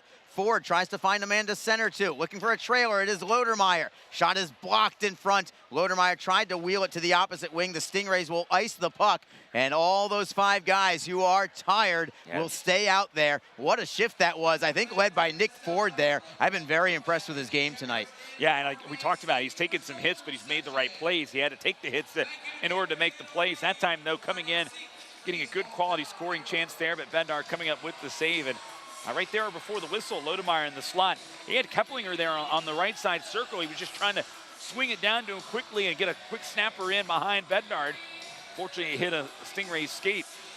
Icemen win it. Oh, sorry about that, Reader. No, you're good. You're right now, like you said, though, with the icing here, you got some tired guys out there for South Carolina. Fresh line out for Jacksonville. Here's Harris to the blue line for Berzola. Shot towards goal. Another kick save made by Bednard. I think he was able to see that one that time as the Stingrays clear it ahead. Finally, they get it into Jacksonville's end, and they get the line change that they desperately needed to have. Berzola with a stretch pass. It is Neudecker redirecting into Stingray territory. Hammond first on the puck for South Carolina. Up the middle and out to center. Jacksonville drives it right back in. McKenzie wrapping it around the boards. Comes free for Jacksonville. It is Harris. Good behind the back pass to Gerdukis. At the blue line, it's Berzola. Cross ice for McKenzie. Back to Berzola, right on the blue line. It stays in the zone, however. Harris tries to turn away from Hammond. He'll leave it for Neudecker, and behind the net, it is Gerdukis. Gerdukis, left face-off circle, tries to drop it for McKenzie. Stingrays get a piece. Gerdukis holds it in. Looking for Harris, forehand. Then a save made with the blocker that time by Bednard. All the way to the blue line, it is Berzola. Wrister in a screen is deflected behind the net. More pressure here from Jacksonville. What a feed, Gerdukis, forehand. Again denied by Bednard. What a pass from Neudecker to Gerdukis to set up a shot from the inside of the left circle. But Bednard's playing maybe his best hockey of the game right now. Yeah, he really is. And that play made possible there, too, by Neudecker. A little head fake there. Allowed that separation. It shook the guy defending him in there in the man-on-man. Gave him a little bit of space there to work that puck there to Gerdukis. And Gerdukis getting a good lane there to shoot in. That has been the case all period long, all game long. Ryan Bednard standing tall more ways than one here today. It's a fantastic crowd here tonight in Jacksonville. You get the feeling that this place will just erupt if the Icemen can get this first goal of the game. Yeah, they're waiting for that first goal to go in here. This crowd is just waiting to ignite. Stingrays clear it out of the zone on the draw, however. They play it behind the Jacksonville net. Sides tries to move it around the boards, but Subban holds it in. Subban now gets it behind the Jacksonville net. Sean Giles has it first. Around the glass, held in by Carter Allen. Allen on the backhand, save is made. Rebound is cleared away and iced by Jacksonville. I don't mind that icing at all, as Kapelmaster made a big save there to keep it scoreless. it got a little bit hairy there for a moment there for Jacksonville. And again, don't force anything. Don't try to make a play when you're kind of on your heels. Just get rid of it, recollect yourselves here. You haven't been out there that long, this line here, so it's not like they're really fatigued right now. And see what you can do here off the face-off. The Jumbotron saying make it louder, and the crowd certainly is. The Icemen looking to get on the board in the closing minutes. Sides tried to get the puck free on a bouncer in the neutral zone.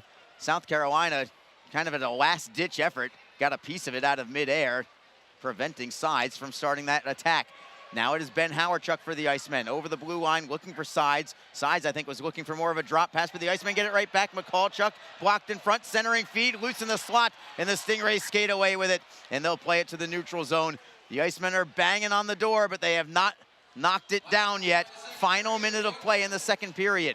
Here's Giles up the wall for Keplinger, offside against Jacksonville. They're going to bring it back into the Icemen zone. Keplinger tried to get that extra half stride over the blue line, and they caught him. He has worked the shot right there again. He put himself in a good position to catch that puck, go in on a chance. Even if that had been an onside play, Moore got back, gave him a little bit of a shoulder-to-shoulder bump, so I don't know how much of a quality chance Keplinger would have been able to get off there with the contact. But again, nice little play to put himself in that spot. Derek Lodermeyer on the faceoff against Ben Holmstrom. Final minute of period number 2. Lodermeyer wins it. Friend clears it, but it's going to be icing this time. So we'll keep it in the Icemen's end with 47.9 seconds to go. Jacksonville just got a line change, so they don't have to worry about any tired legs out there. They also have their best face-off man on the ice right now. They'll bring it to the opposite wing, however, putting Lodermeyer on his off wing here. Are they going to kick Holmstrom out of the draw? They are. So now it's going to be Lodermeyer against Barrett Kerwin.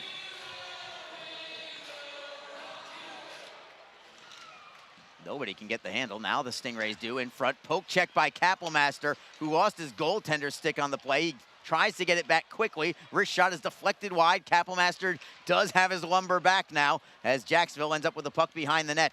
It is Keplinger off the wall for Ford, tapping it for Lodermeyer. Lodermeyer from center, can't play it in deep. Stingrays chip it up the wall at the blue line. Do they hold it into the Icemen? Not quite. Nick Ford has to play it back for Jacob Panetta. 20 seconds to go in the period. Jacob Friend at his own blue line, finds Lodermeyer. Lodermeyer at the blue line, could not gain the zone. Now he does on a backhand, but the Icemen elect to just get a line change in the final 10 seconds here.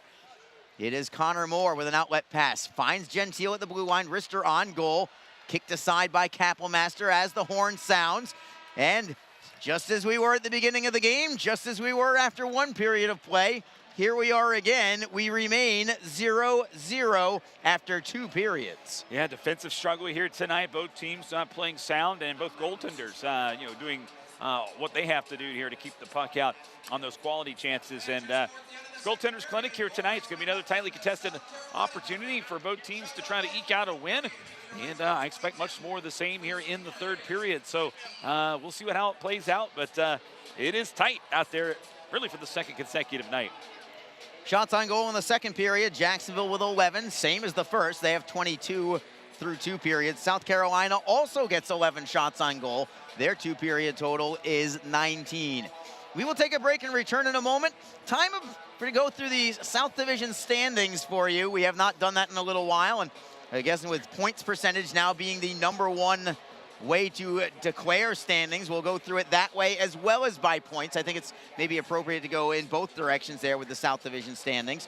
And of course, we'll go through the ECHL scoreboard with you as well. In this one, there is no score. Still, nothing after 2. You're listening to Jacksonville Icemen Hockey. Tonight's game is brought to you by the ECHL, celebrating its 34th season of affordable family entertainment. The ECHL would like to recognize the following league sponsors: AMI Graphics, official signage provider; Athletic Knit, official jersey supplier; Baron Rings, official championship ring supplier; BFL Canada Insurance and Sutton Special Risk, sponsors of the 2022 ECHL Hall of Fame induction ceremony; Flow Sports, the exclusive streaming provider of the ECHL; Geico, official auto insurance of the ECHL; The Fairley Group, official commercial insurance provider. Handbid, the official mobile auction app. Honig's, the official partner of the ECHL officiating team. Howie's Hockey Tape, official hockey tape and lace provider. In Glasgow, official puck provider. My Gray Group, your source for game-worn jerseys. Sideline Swap, official online marketplace of the ECHL. And Warrior, exclusive on-ice equipment provider of the ECHL and title sponsor of the 2022 ECHL All-Star Classic. Catch all of the ECHL action live in high definition by logging on to flowhockey.tv. Just be positive. Your Community First Mortgage champions make sure you get a great rate, a quick close, and can save you about $3,000 in closing costs. Apply at communityfirstfl.org. Community First Credit Union. Just be yourself. Federally insured by NCUA, Equal Housing Lender. Don't forget, this game is being streamed live around the world today. Go to flowhockey.tv to catch all of the Icemen action and archived footage of the event. Flow Hockey is the live streaming home for the Icemen. Get the Flow Sports iOS and Android apps to watch the event live and on the go. Upgrade to a pro subscription and you can gain access to premium content on all Flow Sports sites. This includes more than 1,000 live events, original documentaries, exclusive training and technique videos, and much more. Follow Flow Hockey on Twitter, Facebook, Instagram, and YouTube to get the latest news and updates from the Icemen and other upcoming Flow Hockey events. Flowhockey.tv, the new streaming home of the Jacksonville Icemen and the ECHL. Best Bet Jacksonville and Orange Park are open and excited to bring you the best in poker, simulcast wagering, cocktails, sushi, and more. Visit bestbetjacks.com for more information. Best Bet. Experience the best. Just be in control. With free interest checking and great digital tools, Community First makes smarter banking simple. Add an account at justbeyourself.com. Community First Credit Union. Just be yourself. Federally insured by NCUA. Fans, when you're feeling the freeze, you can grab your Icemen gear at the Icemen Team Shop. Just visit JacksonvilleIcemen.com/merch to visit our online store. You can purchase Icemen team jerseys, t-shirts, hats, pucks, kids gear, and much more. If you're at the game, you can also stop by our merchandise kiosk located in the arena concourse. If you're located out of town but want to show your support for the Icemen from afar, shipping options are available. So visit JacksonvilleIcemen.com/merch to get your Icemen swag today. Just be confident. Community First makes smarter banking simple so you can relax, knowing you're managing your money the right way, yours. Visit justbeyourself.com. Community First Credit Union. Just be yourself. Federally insured by NCUA. The Jacksonville Icemen offer discounted tickets for groups of 10 or more. Whether it's a company outing, a group from your school or church, or just a gathering of friends, the Icemen can help you set up a night of fun at a discounted cost. Other benefits include an intermission ride on the popular Fan Zam, a post-game group photo, or take a shot on net after the game. Ticket fundraisers are also available. For more information, contact the Icemen office at 904-602-PUCK. That's 904-602-7825, or visit us online at jacksicemen.com. Icemen Hockey. Feel the freeze.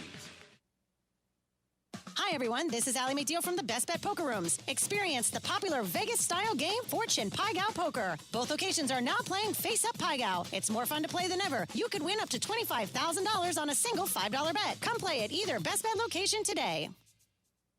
The Jacksonville Icemen are always looking to give back to the communities of North Florida. The team offers a ticket fundraising program that many local nonprofits and schools and charitable organizations can take advantage of. The program is simple. Your organization sells tickets to an Icemen home game, and a portion of each ticket purchase will go directly to your cause. This is a fun and easy way to raise money and gain exposure for your organization or school. For more information, contact the Icemen office at 904-602-PUCK. That's 904-602-7825, or log on to jacksicemen.com.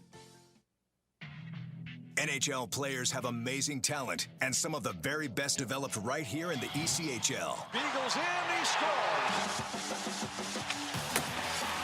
Now, follow all your favorite ECHL alumni every night on NHL Network's primetime hockey show, NHL Tonight. Both teams recognize how big this matchup is. Fire save by Dubin. Rebound! Goosebump stuff. NHL Tonight, every night 6 Eastern on NHL Network. What is your role in the fight against cancer? The answer could be as simple as driving your car. For many cancer patients, getting to and from treatment is one of their toughest challenges. The American Cancer Society needs volunteer drivers to help provide transportation for people in your community. Through the gift of a lift in your car, you can help patients take one more step in the road to recovery. Get in the driver's seat in the fight against cancer. To find out more, call your American Cancer Society at 1-800-227-2345 or visit cancer.org. Ever wish we could get a new house? Yes, and Community First is freezing mortgage rates for up to 75 days, and they pay closing costs. Ever wish we didn't hire your cousin to fix our leaky roof? Just keep mopping. Ready for a new home? The home team at Community First can help by freezing mortgage rates for up to 75 days and paying your closing costs. Learn more at communityfirstfl.org. Community First, love where you bank. Equal housing lender. And welcome back to the Publix rink at the VyStar Veterans Memorial Arena. We are through 2 periods of play, and we are still 0-0, waiting to see which team breaks the ice here in downtown Jacksonville. Arlie Johnson joined by Alex Reed. Time to go now to the South Division standings. They look so good right now, Reader, because right next to number 1, I see Jacksonville Icemen. Nice to see. Yes, it is, Arlie, and I'll tell you, it's been like that really for a little bit of a while. You know, the Icemen were at the top of the league overall, not just in the division, but they were holding the top spot. Then they went to that trip to Norfolk. They had a couple of games canceled, and then they didn't play a game for about 1 game, I think, in 16 days. Yeah. And then that allowed the rest of the pack to kind of catch up on them. And I think the thing to look at here is the games at hand, too, that the Icemen have on some of the teams maybe in the division here. I know they were still have some games there to play behind some of the teams that they're in a battle with right now, and I think that could play large there. But again, consistency's been the key, and it's been incredible that this team has been able to do what they've been able to do here with all the call-ups. You know, teams, you lose a lot of players. It's understandable. You're just not the same team, but it's really been a next man up mentality here. A lot of pride in that locker room. These guys are embracing the situation that they're in, and it's been incredible to see just, hey, guy goes up, great. That's what we want. We want to develop players. Next guy comes in, and the team continues to find success. I think it's what's been the most remarkable thing about all this. And that's why Jacksonville is at the top of the standings right now, not only by points, but also by winning percentage right now. The Icemen, just a 1-point advantage over the Florida Everblades, 45 points for the Icemen. Again, their record right now going into this game tonight, 21 wins, only 9 regulation losses, 2 overtime losses, 1 shootout loss. So they have that 1-point advantage over Florida, who has 44 points. But you talked about the games in hand, Reader. The Icemen have 3 games in hand on the Florida Everblades. Yeah. And then if you look at 3rd place right now, it's the Atlanta Gladiators, at least for the moment. But that might even change because Atlanta is playing at Florida tonight, and they are winning 2-1 after 2 periods of play. If Atlanta wins that game in regulation, the Gladiators would leapfrog over Florida into 2nd place, at least by points if you want to go that way. But the games in hand, again, favor Jacksonville. 4 games in hand on Atlanta. Jacksonville coming into this game tonight has a 2-point advantage over Atlanta. It may very well stay as a 2-point advantage over Atlanta, but with 4 games in hand, it might look tight, but maybe it's not as tight as you would think. Yeah, because they're going to have an opportunity to get the separation as well. And again, 4 more games, that's an impressive number. So again, the Icemen doing what they've been doing here, and they've been doing it in less games, and that's also another impressive part here, that they have the points that they do and the positioning they have, and they played less games than everybody. They've been able to do all that work in less time. And again, boy, wouldn't that be something strange to see if the Florida Everblades were to drop to 3rd place in the division. Yeah. Haven't seen that in a really long time. Yeah, at this point of any season, really, in the recent future. Oh, in Southwest Florida, that's like a sign of the apocalypse for Florida. What is going on? We don't have a top 2 spot. It can't be. It's something cataclysmic going on there. And I think truth be told, I think a lot of teams in the South Division, not just here in Jacksonville, will get a nice little chuckle out of that. And I imagine there's some teams around the league that maybe are pulling for Atlanta when they wouldn't ordinarily be pulling for them. But tonight, maybe a different story. Yeah, absolutely. And again, we kind of, and it was a different thing.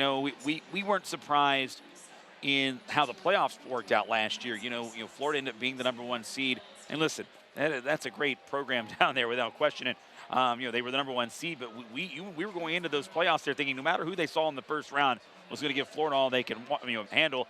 And sure enough, that's what ended up happening. South Carolina went in and ended up beating Florida. And so, we weren't surprised then. And then now this year, they got off to a good start. They've been holding the top spot for a while. And then it's kind of been back and forth here lately. But we talked about it in the pregame, they're having a difficult time at home. Yeah. That's a tough place to play. Always traditionally has been. They've been phenomenal on the road. And you even got the fans, talking on their social media platforms. I've seen this said, hey, can we, if we make the playoffs, can we deny the home ice advantage in any series and go play the games on the road? But we'll see how it plays out. They may very well end up doing that for all we know. Florida at home. Hey, careful this what year, you wish for. 6-9 at home for the Florida Everblades. That's the second worst mark in the entire league for home record. Want to mention Orlando as well. Currently, they're in 4th place by points, but they're in 3rd place by winning percentage, just ahead of Atlanta. But that was going into tonight. Orlando has already lost at Maine earlier tonight. 3-1 is the final score there. So Orlando with 40 points, they hold steady there. So the Icemen, as of right this second, a 5-point lead over Orlando. They also have 2 games in hand on the Solar Bears, including, since Orlando has already finished up and the Icemen have not just yet. So that's your top 4 in some form of order. And I guess I'll go out on a limb and think that 4 in some order is going to remain that 4 because there is such a drop-off right now, Reader, from 4th place to 5th place. Orlando currently in 4th in terms of points with 40 points. 5th place, South Carolina. This team here, 12-19 at 27 points. That's a 13-point drop-off from 4th place to 3rd place, and it's just going to be awful tough to catch up. It really is. And again, that's the number really the Ice need to look at is, that 5th and 6th place team. Where are they at? Because, that's where the separation is. And again, Icemen would love to stay atop the division. There's no doubt about that. But it's a situation, too, if as far as playoffs are concerned, that's the team you're looking at. That's where you want to pace from, because no matter what happens, that 5th place team, it's not catching up on you, not gaining any ground. You got yourself a nice cushion, and and putting yourself coming down the second half of the season, poised for an opportunity to be in a comfortable place. But again, a lot of hockey played, and that's the key thing there. Is we're not really at the halfway point yet. We're close, but not there. Well, the great news is the Icemen aren't chasing it this year. Right now, they are the front runners, and it looks like they're going to be on their way to just kind of, picking their own fate, choosing their own destiny a little bit in the second half of the season. Yeah, it is a little bit unfamiliar territory for this team. I mean, this team has traditionally not gotten off to good starts of the season, and and for a while this year it seemed like, oh boy, the team started 2-0, but then went on that little bit of a slide there, but boy, did they figure it out. But this is something that, it's amazing. It's about momentum. Get off to a good start. You're in the mix. There's none of this, we got to play catch up, and every game means that much more. And last year's team, perfect example, one of the best teams in the league coming down the stretch. Unfortunately, they just ran out of time and ran out of steam. Had they gone off to a better start, even just a 500 start maybe to start the year, that made a difference for the Icemen getting in the playoffs last season. So a little bit easier to breathe for the Icemen. Not as much to sweat, just a matter of really where where all the chips fall when it's all said and done. You don't want to take it for granted and just assume that it's in the bag by any means. A lot of hockey left, but things are looking very, very bright for the Jacksonville Icemen as we are in first place in the South Division. We'll take a break and return in just a couple of minutes. We'll have the start of the 3rd period a few minutes away. We'll also give you a quick look at the ECHL scoreboard from all around the league tonight. A heavy slate around the coast. It is 0-0 after 2 periods of play. This is Jacksonville Icemen hockey. Don't forget, this game is being streamed live around the world today. Go to flowhockey.tv to catch all of the Icemen action and archived footage of the event. Flow Hockey is the live streaming home for the Icemen. Get the Flow Sports iOS and Android apps to watch the event live and on the go. Upgrade to a pro subscription and you can gain access to premium content on all Flow Sports sites. This includes more than 1,000 live events, original documentaries, exclusive training and technique videos, and much more. Follow Flow Hockey on Twitter, Facebook, Instagram, and YouTube to get the latest news and updates from the Icemen and other upcoming Flow Hockey events. FlowHockey.tv, the new streaming home of the Jacksonville Icemen and the ECHL. Best Bet Jacksonville and Orange Park are open and excited to bring you the best in poker, simulcast wagering, cocktails, sushi, and more. Visit bestbetjacks.com for more information. Best Bet. Experience the best. Just be in control. With free interest checking and great digital tools, Community First makes smarter banking simple. Add an account at justbeyourself.com. Community First Credit Union. Just be yourself. Federally insured by NCUA. Fans, when you're feeling the freeze, you can grab your Icemen gear at the Icemen Team Shop. Just visit jacksonvilleicemen.com/merch to visit our online store. You can purchase Icemen team jerseys, t-shirts, hats, pucks, kids gear, and much more. If you're at the game, you can also stop by our merchandise kiosk located in the arena concourse. If you're located out of town but want to show your support for the Icemen from afar, shipping options are available. So visit jacksonvilleicemen.com/merch to get your Icemen swag today. And we are back. Arlie Johnson with Alex Reed, just about set for the start of the third period. The third period hype music is coming on right now. All the cell phone flashlights are going, and that gives us plenty of opportunity to go to the ECHL scoreboard. Lots of action tonight, 12 games out of a possible 13, and a couple of finals already. We already told you that the Maine Mariners beat Orlando tonight. That's great news for the Icemen, 3-1 the final score there. The Reading Royals have defeated the Trois-Rivières Lions, 2-1 tonight is the final score. Still 2-1, the Atlanta Gladiators leading in Florida. That's after 2 periods of play. Everything else is outside the division tonight. The Indy Fuel have a 3-2 lead hosting Kalamazoo. That's early in the third period. It's a 1-1 game between the Adirondack Thunder and Worcester Railers after 2 periods of play. The Iowa Heartlanders go from Iowa to Wheeling, West Virginia. What a beautiful road trip that is for them in the middle of January. 2-1 Iowa late in the second period with the lead on the road. A good one between the Fort Wayne Comets and Cincinnati Cyclones. Good matchup anyway. Not necessarily a good game for Cincinnati, though. It is 3-0 Comets midway through the second period. Newfoundland 2-1 leading at Kansas City. They've got quite a road trip. They're going from Kansas City to Wichita, Kansas, all the way down to Allen, Texas, from Newfoundland all the way down to the lower states. And it's going to be an interesting road trip. Newfoundland, by the way, we talked about Florida being so good on the road at 13-2. Well, Newfoundland, they're only 10-0-1 away from home. They're actually 6-5 at home, which is remarkable to me as well. But they've got a lead here, 2-1 at Kansas City. And they've also played a league low 23 games on the season. Yeah, they, going into yesterday, they played yesterday. I think it was their second game in a 35-day stretch, I want to say. Yeah. A lot of problems up there in Newfoundland. As we come back, third period is now underway. And the Icemen take the puck into the South Carolina zone. Sides had the puck trickle off the toe of his blade. Jacksonville gets it back, however. It is Howardchuk going wide on Hammond. Waits for a trailer. He finds one. Centering feed again. Bednard. Spectacular save with the left leg as the Icemen cannot keep the puck in the zone. Jacksonville's doing everything they can. They're making Bednard move laterally. Now it's Berzola. Goes to the wide side. Shot deflects wide. It'll trickle towards the blue line and over the blue line and out.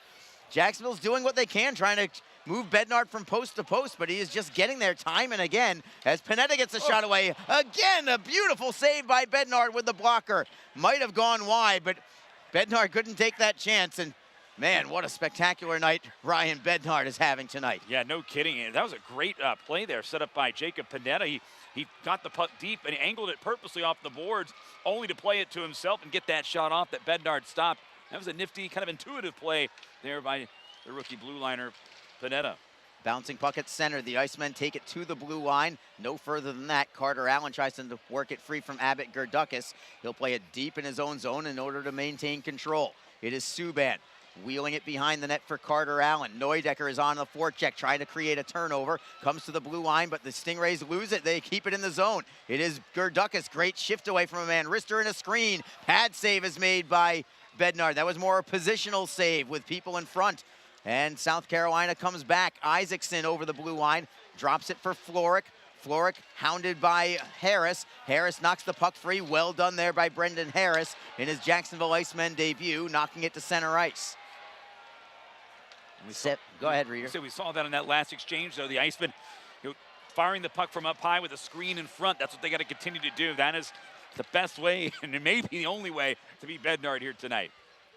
Just the way that he's playing. No, we talked about it off air between periods that is kind of has a feel for a potential 1-0 overtime kind of game, the way both these goaltenders are going right now. Stingrays through center ice. Lawton Courtnall, who's got blazing speed, sharp angle shot. He fanned on it. McEnany taps it free for Sean Giles. Keplinger uses the boards beautifully to feed it for Derek Lodermeyer. Lodermeyer onside, going wide on Hammond. He'll take him behind the net. Lodermeyer tries to drop it for Nick Ford, poked away. Hammond on his backhand, loose in the slot. The Icemen try to get it, but it went in between the skates of Josh Keplinger. Keplinger did a good job riding a man off the puck, and now it's Nick Ford for the Icemen. Rister on goal. Bednard another save, and he'll take the face-off. Didn't really have full control of it, but certainly enough for the whistle. I don't mind that whistle at all, and an offensive zone draw for Jacksonville. Yeah, I don't either. I mean, he pretty much had a handle on it there. Maybe got a little too comfortable, but, it was one of the situations. Even the Icemen players were slowing up towards the net there and wasn't trying to pursue anything any further. And we've been talking about how well Bednard's played here tonight, Arlie, and that's just because he's seen all the action right now. But, again, Justin Kapelmaster on the other end has done an equally good job when he's been called upon. No question about it. He had, especially in that first period, I think his best hockey. Several quality shots. Not a ton of quantity, but certainly the quality there was there for South Carolina. It's an odd man rush for the Icemen. Berzola with a wrister. Deflected behind the net by Carter Allen. Played to the blue line, but not out yet. What a move by Joey Sides. Shot on goal, save is made. Rebound loose at the top of the crease, and the Stingrays sweep it away. Bednard loses his helmet on the exchange, and we've got a stoppage and a face-off to his right. More traffic in front, though, just like what you're saying. Just keep driving guys to the front of the net and see if you can get a good bounce, a good screen, anything that it will take. That's exactly it. I mean, that's what the Ice are going to have to do here. I know they had some rushes. They've been getting their chances and setting up good opportunities, but there's just been nobody there in front creating that traffic. And I think that's the Ice got to get a little bit more of that. Disrupt Bednard a little bit, get him out of his comfort zone there in those situations. The Icemen scored a goal like that against him. And when Bednard's on, as we talked about in the last couple of years, that's really how you got to beat him. Just those tips, get a tip in front or get a screen in front. And the Icemen are starting to get towards the net and going hard there. And maybe he'll leave you a second chance opportunity. Doesn't happen often, but if you're there, you might get a shot at it. Bednard had to go to the bench for a little equipment repair on that mask, which he does get. His bucket still isn't on his head just yet. He's going to take his time. Very curious about tomorrow's game, Reader, in terms of the goaltending matchup. 3 games in 3 nights, but both teams right now have a backup goaltender that has never played a game in the ECHL. Makes me wonder if we're going to see these goaltenders for a 3rd game in 3 nights on each side of the coin. Yeah, it depends on how confident both coaches are to put a couple of guys in there on their respective clubs making their ECHL debuts. It might be an interesting matchup as a result, but again, it's more about the games played. It's very tough for a goaltender to play 3 games in 3 days. There's just not, especially with one of them being an early game. All depends on the recovery time and how the goalie's feeling. The Icemen are cycling the puck along the wall. McCallchuk tries to strip the puck free. Subban has it for South Carolina. Moves it to Justin Floric. Over the blue line, it's Andrew Chernichin. Rister on goal. Stick save is made by Kapelmaster. Hawerchuk swings it around. McCallchuk tries to get around a defenseman and does. Dekes it ahead, finds Joey Sides. Good outlet pass. Hawerchuk crashes to net. Hawerchuk cannot get the shot away. He'll curl it into the corner, leaving it for Joey Sides. Sides taps it to the blue line. A drive, and it goes just wide. Maybe Bednar got a piece of it again. I don't know, with the tip of his glove, possibly. Stingrays try to clear it out, but it's held in by Hawerchuk. Tried to move it cross ice, but Jordan Subban knocked it out of midair in order to knock it out to Jacksonville's end. Yeah, it was a dangerous play there by Hawerchuk. If he gets it across, there's going to be a lot of room for the shooter on the left side for Jacksonville. But Subban nearly put that one the other way. It could have been a breakaway or an odd man chance. Now it's the Stingrays with a steal. Alex Brink cuts to the forehand. Cannot get the shot away, but he draws a penalty. They do not get the touch to the Icemen, so we play on. South Carolina in a delayed penalty. Stingrays have the puck. Jacksonville trying to gain possession. They cannot get there. Puck goes loose along the wall. South Carolina still with it. They'll tap it all the way back to their own blue line to maintain possession of the puck. The Icemen will be shorthanded as soon as they get possession. Neudecker tries to get a piece of it, cannot do it. It is check off the end boards around the wall for Alex Brink. Cross ice, there's your touch. Oh, they still keep it going. They say no possession, we play on. Lawton Courtnall with a slap shot, and the save is made now by Kappelmaster. Courtnall has it go off the netting. It finally goes out of play after all that. Thought for sure that Brendan Harris had possession, but Jacob Rakuki says no. It's going to be finally play blown dead and a power play for the Stingrays on a holding call to the Icemen, and I think it's going to be Jacob Friend heading to the box. Tough to see your number one shutdown defenseman in the box in this exchange too. Yeah, it's kind of those double-edged swords, Arlie, where you got one of your guys who's out there on this situation and in normal circumstances, but he's in the box and you're shorthanded. So Iceman will have to plug in here. Again, the special teams, we talked about it, can make a huge difference there in tight games. And we got everything, but pretty much everything all is here in this night is all indicators it's tight. Stingrays win the faceoff. It is Connor Moore with a wrist shot. Saved by Kappelmaster. Heavy traffic in front. He just went down to the butterfly and hoped that it went into him, and it certainly did. I don't know if you ever saw it or not. Either way, it was well done by Justin Kappelmaster. Yeah, Stingrays had three options. One at the top of the crease and then one on each side of the crease. If that puck had popped down on either side, they had it well covered. Faceoff now comes to Kappelmaster's right. Derek Lodermeyer, penalty killing for the Icemen along with Nick Ford. Lodermeyer wins the draw. Ford tries to golf it out. He can't do it. Berzola will give it a shot now. Plays it off the end boards for McKenzie, who will turn and try and clear it away. It's a bouncing puck. Lodermeyer cannot clear it away. And the Stingrays keep it in. Now they play it to the blue line, and it's out of reach of Connor Moore and back into Stingrays territory. 1:32 to go on the power play for South Carolina. Connor Moore, stick handling out of his own zone. It'll be a drop pass to Courtnall. Left wing side, Isaacson will backhand it in. But the Icemen are first on the puck, and McKenzie will rifle it down.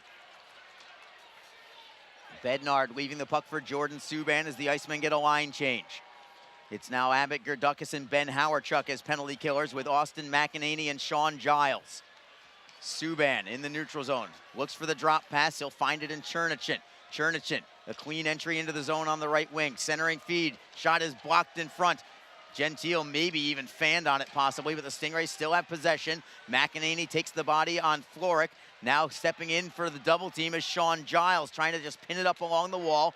3-on-2 in the corner. South Carolina cannot pry it loose. McEnany tries to get his stick free. Still just shoveling it along the wall. Finally, McEnany comes away with the puck, and he will backhand it away and out of the zone. Howarchuk skating for it away from Chernichin. Howarchuk's going to be first on the puck.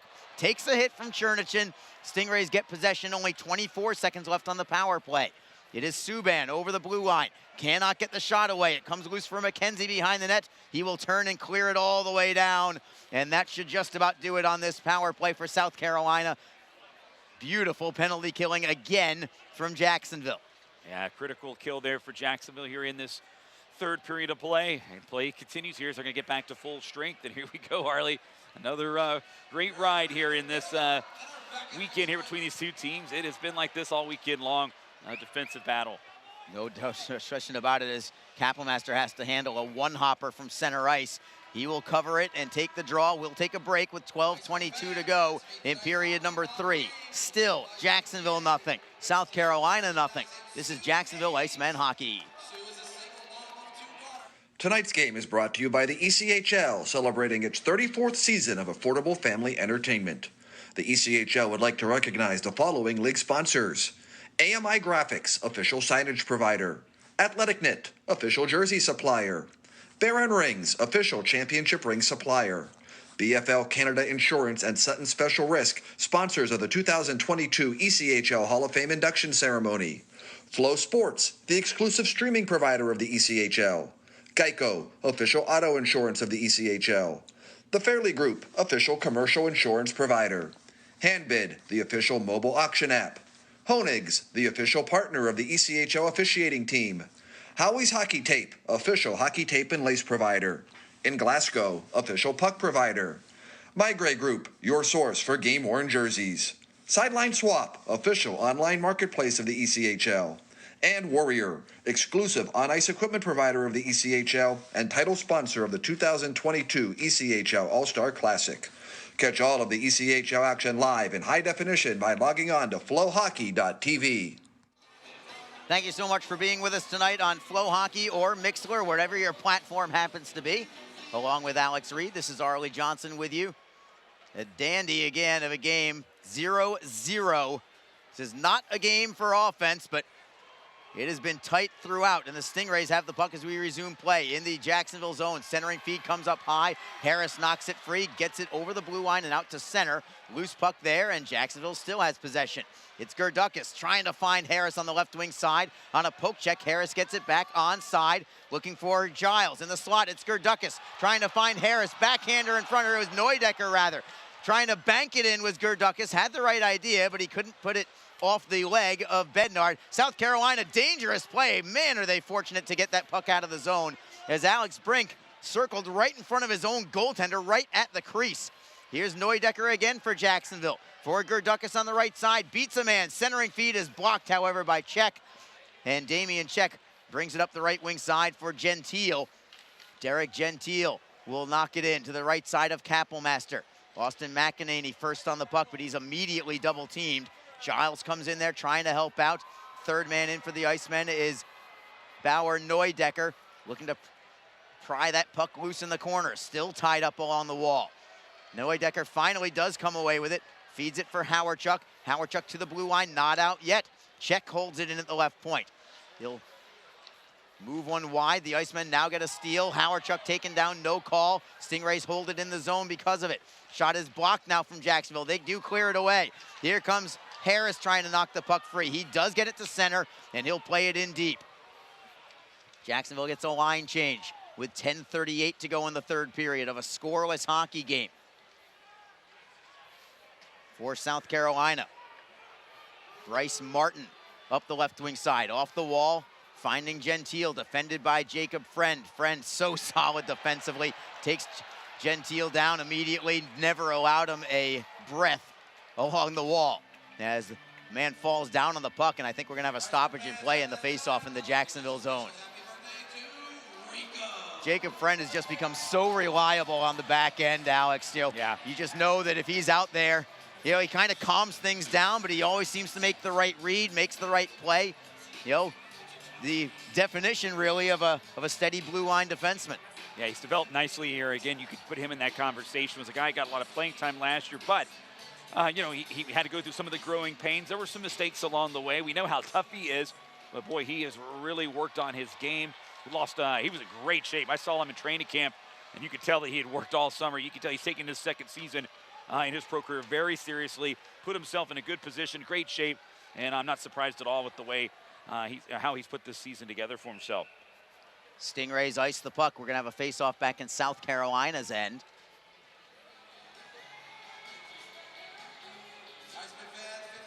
And with 10:02 remaining in the game, at least in regulation play, sometimes one little thing like a face-off in the offensive zone could be the difference between a win and a loss. Abbott Gerdukis on the draw. He'll try and win it to the top of the circle for Joey Sides. Sides got a piece of it, tries to keep it moving for Gerdukis. Gerdukis does knock it loose.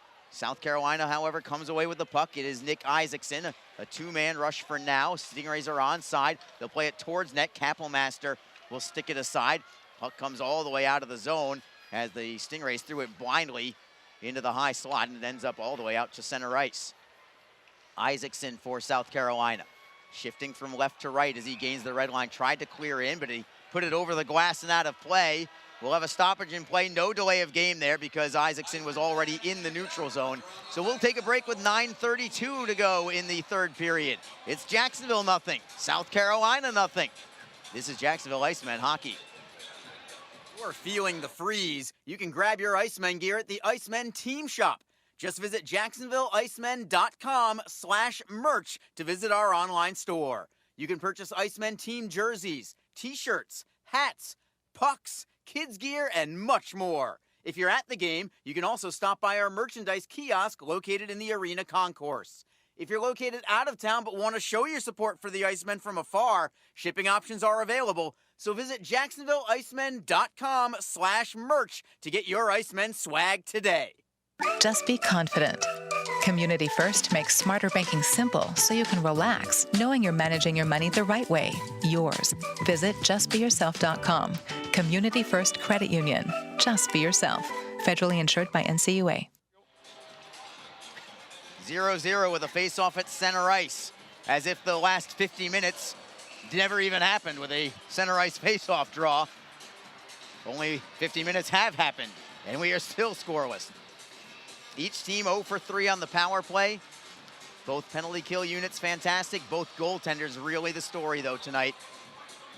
Justin Kapelmaster has saved all 22 shots that have come his way. Ryan Bednard, 27 for 27 for South Carolina. Stingrays have the puck in the offensive zone. Allen with a wrist shot. That gets deflected into the corner. Lawton Courtnall gets banged into the glass by Berzola, but Courtnall keeps the puck. Allen for Courtnall at the left circle. Wrist shot is deflected out of play by Zach Berzola. Really didn't allow Courtnall any space whatsoever. It was just right up on top of him.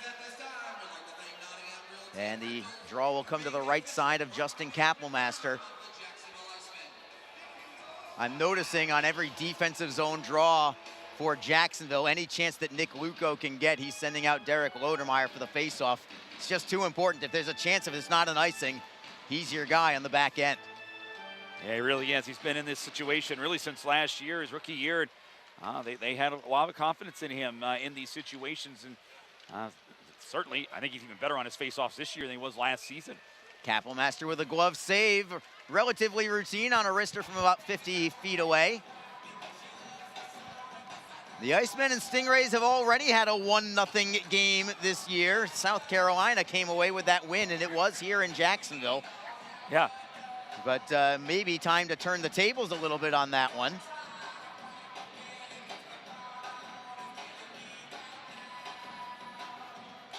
Face off again to the left this time of Kapelmaster. The Icemen win it, but they do not clear it. Subban will play it down low. Jade Miller with a centering feed. Brink with a sharp angle shot. That goes off the apron of the net. Stingrays try to get a centering pass away, but it only goes to the Icemen. Joey sides for Vlad Mikulchuk. He'll poke it in behind the Stingray net on the forehand. Joey sides looks to forecheck. Puck comes to the blue line. McEnany fanned on the shot, but it goes to Gerdukis. Back to McEnany. Slap shot. Save made by Bednard. Rebound for Alex Brink for South Carolina. It is Brink skating to the red line before forehanding in. Kapelmaster will leave it for McEnany. He'll rim it around. Finds Mikulchuk. Mikulchuk got stood up right at his own blue line. Icemen will pull it loose, however. It's Abbott Gerdukis at center ice. Gerdukis on the forehand, plays it behind the Stingray net. Mikulchuk on the puck first. He's 1-on-3, trying to keep it moving. It comes to the blue line, and the Icemen hold it in. Keplinger behind the net. Centering feed goes off a skate, and it ends up wide of the net. And South Carolina plays it safely to center ice. Jacob Friend wristing it right back in. The Icemen tag up on a delayed offside. Now it's Keplinger on the forecheck. Nick Ford is there as well. Ford wins the battle. Nick Ford along the far side wall, tied up by Martin. Keplinger tries to knock it free. Down to 7:44 to go in the third period. Stingrays knock it loose. They'll rim it around. Pineda pinches in from the blue line with the help of Lodermeyer. The Icemen keep it in the zone. Lodermeyer in the slot, cannot get the shot away. He was double teamed, and it's Czech now driving it around the wall. Pineda steps in, tries to keep it in. He cannot do it, and it ends up back in the Jacksonville zone. Jacob Friend away from Derek Gentile. Friend absorbed a big hit there, but he got the puck free to Lodermeyer. Lodermeyer for Pineda. Pineda knocks it ahead, and the Icemen clear the zone. Another line change for Jacksonville, but South Carolina's got all day to skate out of their zone because of it. It's Connor Moore, nearly lost it at center ice. He'll play it into the Jacksonville end for Zach Berzola now for the Icemen. Berzola just knocks it right back out. Loose at center. Stingrays have it. Nick Isaacson skates in onside on the right wing. Wrist shot is deflected. That ends up out of play. Kyle McKenzie was able to get a shot block there. Kyle McKenzie, I think, has played a strong game as well tonight. Yeah, he has. Austin McEnany's made some plays. Again, just playing their roles here. And again, it's just been both teams so responsibly sound with their play and what their decisions are here tonight. You haven't seen a lot of risk-taking here in this one. Face-off will be to the left of Kapelmaster. Abbott Gerdukis on the draw this time. And he wins it cleanly. Moves it for McKenzie. Outletting it to the left side for Joey Sides. 2-on-2 with Mikulchuk. Sides cuts to the outside. He gains the zone and takes it behind the Stingray net. Looking to center is Gerdukis. He's double teamed. Sides tries to help out along the right wing corner. That's on our near side. Gerdukis keeps his feet, tries to knock it free once more, and he does knock it loose. Gerdukis now loses the handle. Hammond will toss it over the head of Vlad Mikulchuk. No easy task there to the 6'4" Mikulchuk. And the Icemen get it back inside their line. Vlad Mikulchuk takes an outlet pass, and he'll backhand it in behind the Stingray net. Jordan Subban on the backhand. Stick handling away from Joey Sides at the blue line. Mikulchuk got a piece of it. He'll take it over the blue line onside, but he's ridden off the play right at the line, and here come the Stingrays. It's Justin Florek looking for Isaacson. Huge hit by Zach Berzola. Florek goes after Berzola, and we are playing on right now. The Icemen are playing to the whistle, and there hasn't been one. It is Harris over the blue line. Between the legs for Mikulchuk. Wrist shot is deflected out of play, and Florek really wants a piece of Zach Berzola, but what a crunching blow that was from Berzola. Yeah, it's a big hit that time, and rudely welcomed him to the zone there, and then back the other way in transition. Nice little drop pass to Mikulchuk. Had a good lane, but getting a hit pad on it was Subban making a big block there. I was really looking forward to that shot by Mikulchuk there. It can be tricky at times when it goes off his stick, but again, Subban blocking that one as well. But hitting picking up here a little bit late. 5:43 on the clock. We're going to keep it right here on our final media timeout as it gets pretty tense at this point in this contest. I'm sure South Carolina, while of course they wouldn't mind getting some chances in the final 5 and change of regulation, but I feel like South Carolina is kind of more playing for overtime and just hoping for the best, whereas Jacksonville, they're kind of pressing a little bit, see if they can get a job done in regulation. Well, South Carolina, they need points right now, so they need to make certain they secure as many points as they can, as they've got to play a little bit of the catch-up game that we were talking about there in the second intermission. But also, too, Arlie, they don't want to come out at Jacksonville here empty-handed, so they want to secure it there, and then in overtime, you could take your chances. But again, still a lot of time here in this third period for them to do something. Stingrays have the puck at center ice. It is Jade Miller. Loses it at the blue line. Here comes Jacksonville in transition. Howardchuk lost an edge, but he still gets it to Harris. Harris gets it to the blue line. That is it. Icemen get it back with Austin McEnany, D to D for Sean Giles. Giles tries to play it for Harris, but too hot to handle.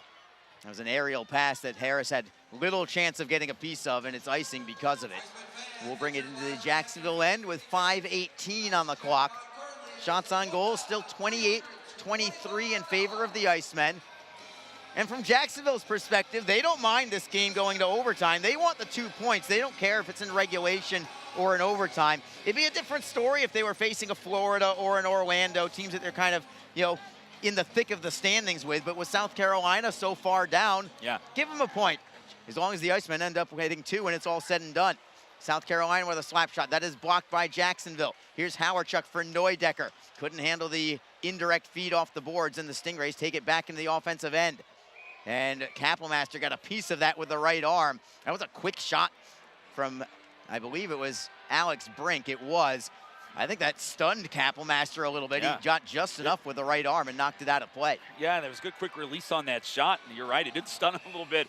Got enough of it to make the save there and keep that one out. But again, that was a nifty little shot by Brink, who traditionally plays a very gritty style of play, but good quick release on that one. I think Alex Brink's a pretty good player. 11 points in 33 games for him. It brings a nice little edge to the game, like you said. Yeah, he does. And just a rookie. Room to grow. Nick Ford has to take this faceoff. Lodermeyer was waved off the draw, so let's watch this faceoff and see if Nick Ford can get the job done against Jade Miller. Puck is down, and Ford does win it. Wins it to himself, in fact. Turns to the corner, flips it ahead for Lodermeyer, and the Icemen break out of their zone cleanly. Lodermeyer to center ice, gives it up, and the Stingrays come back in transition. It is Miller looking for Courtnall. Tapped away on a good hit by Nick Ford, and the Icemen get it right back. Berzola, or rather it's McEnany behind his net. Ford Giles. Giles with a long stretch pass. Lodermeyer deflects in. Ford gives chase against Martin. Ford takes the body, but Martin takes the puck. And the Stingrays will play it away to the neutral zone. Panetta's pass ends up going all the way back into the Icemen zone. Big collision. Jacob Friend and Jade Miller, and Friend won that one cleanly, let's just say. And now it's the Icemen coming back with Jacob Panetta over the blue line. Panetta with a backhander on goal, save made. Ford with a backhander, another save made by Bednard. That one was trickier than the first, and South Carolina clears it out. This could be icing, but the Stingrays are first on it. Kappelmaster has to come out of his net to play it away, and Kappelmaster now has to make a stick save. Stingrays with a centering feed. Kappelmaster is there. Rebound for the Icemen. It is Mikulchuk up the right wing side. Bangs with Gentile. He'll take it to the blue line and then play it down low. Tarek Hammond first on it for the Stingrays. Off the end boards for Connor Moore. Moore cannot set up Isaacson, but no icing here. Kyle McKenzie for Jacksonville takes a hit after he had released the puck. Mikulchuk looking for Sides. Sides got a piece of it. Gerdukas for Sides at the blue line. Spinning top on that puck, and the Stingrays now take it in. It is Chernichin at the right circle. He whistles one wide. Sides tries to golf it away. Sides shields the puck well with his body, and he'll stick handle out of his own zone. Gaining center ice. Forehands it in on net. Bednard will poke it into the corner, and South Carolina has it. 3:09 to go in regulation. Still 0-0. Stingrays have a 2-on-1 forehand, and it goes wide from Chernichin. That was not the guy you wanted on a 2-on-1 for Jacksonville. No, he's usually money in those situations, and boy, you can't give up that opportunity. As good as the Icemen have been all game long defensively, that one kind of slipped through the cracks. Neudecker with a slap shot on a stretch pass from Berzola, but it was deflected wide, and the Stingrays will clear it away. Jacksonville gets it back at neutral ice. Berzola drifting into his own zone, feeds Neudecker on the right, on the backhand. A steal from South Carolina, but it's going to be offside as Jade Miller was over the line ahead of the puck.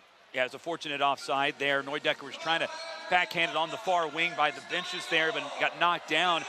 Ended up being a turnover, but because of the offside whistle, no harm done here in the situation. The Icemen could regroup.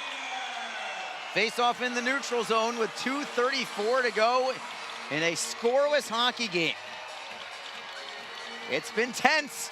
It's been wonderful despite the lack of goals.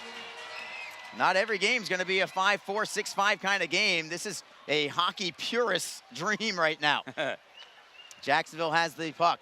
Stick handling out of his own end is Howardchuk looking for Neudecker. Neudecker actually tried to scorpion kick it like a soccer player in front of him, but he only got a piece of it with his boot. And the Stingrays now have it behind their own net. It's Connor Moore just standing there. Harris between the hash marks, waiting to see which way Moore goes. Moore is in no rush whatsoever. The fans with a chorus of boos for Connor Moore. He's still behind the net. Harris is still between the hash marks. Finally, a pass up the middle, and it's deflected away. It comes to the Icemen at center. McEnany for Howardchuk onside, then loses it at center. Icemen get it back. Giles using the wall for Nick Ford. Ford tries to clear into his block. He gets it back, and it's Harris into the zone. Harris beats a man wide. He'll play it behind the Stingray net. South Carolina gets it right back out. Long outlet pass. Oh, what a huge play from Jacksonville. Jacob Panetta knocking the puck out of midair. Panetta into the zone. Backhander is blocked. He gets it back behind the net. Down to 1:22 to go in the game. Rister from distance blocked in front as Ford tried to redirect it home. And South Carolina clears it. It is Kerwin at center ice.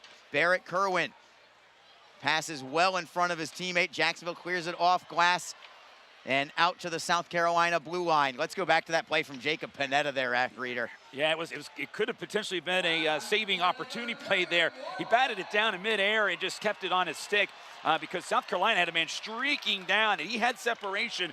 If Jacob Panetta doesn't knock that down and get possession, which was phenomenal how he did it, could have been trouble for the Icemen. Here's Mikulchuk trying to go it alone, splits the defenders, gets taken down. No call that time from Jacob Rakuki. What a rush that was on a coast-to-coast move from Vlad Mikulchuk, but the Stingrays skate away and work it back to the Jacksonville line. Jacksonville again knocks a puck out of midair in order to get possession.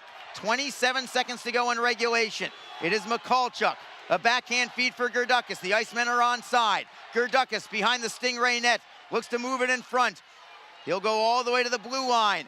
Around the world is Gerdukas to the right circle. Cannot get the shot away. Icemen hold it in. 10 seconds to go. Towards goal. It is blocked by South Carolina. They'll play it out. No icing here. 4 seconds to go, and we are headed to overtime. Same as when we started. Jacksonville nothing, South Carolina nothing.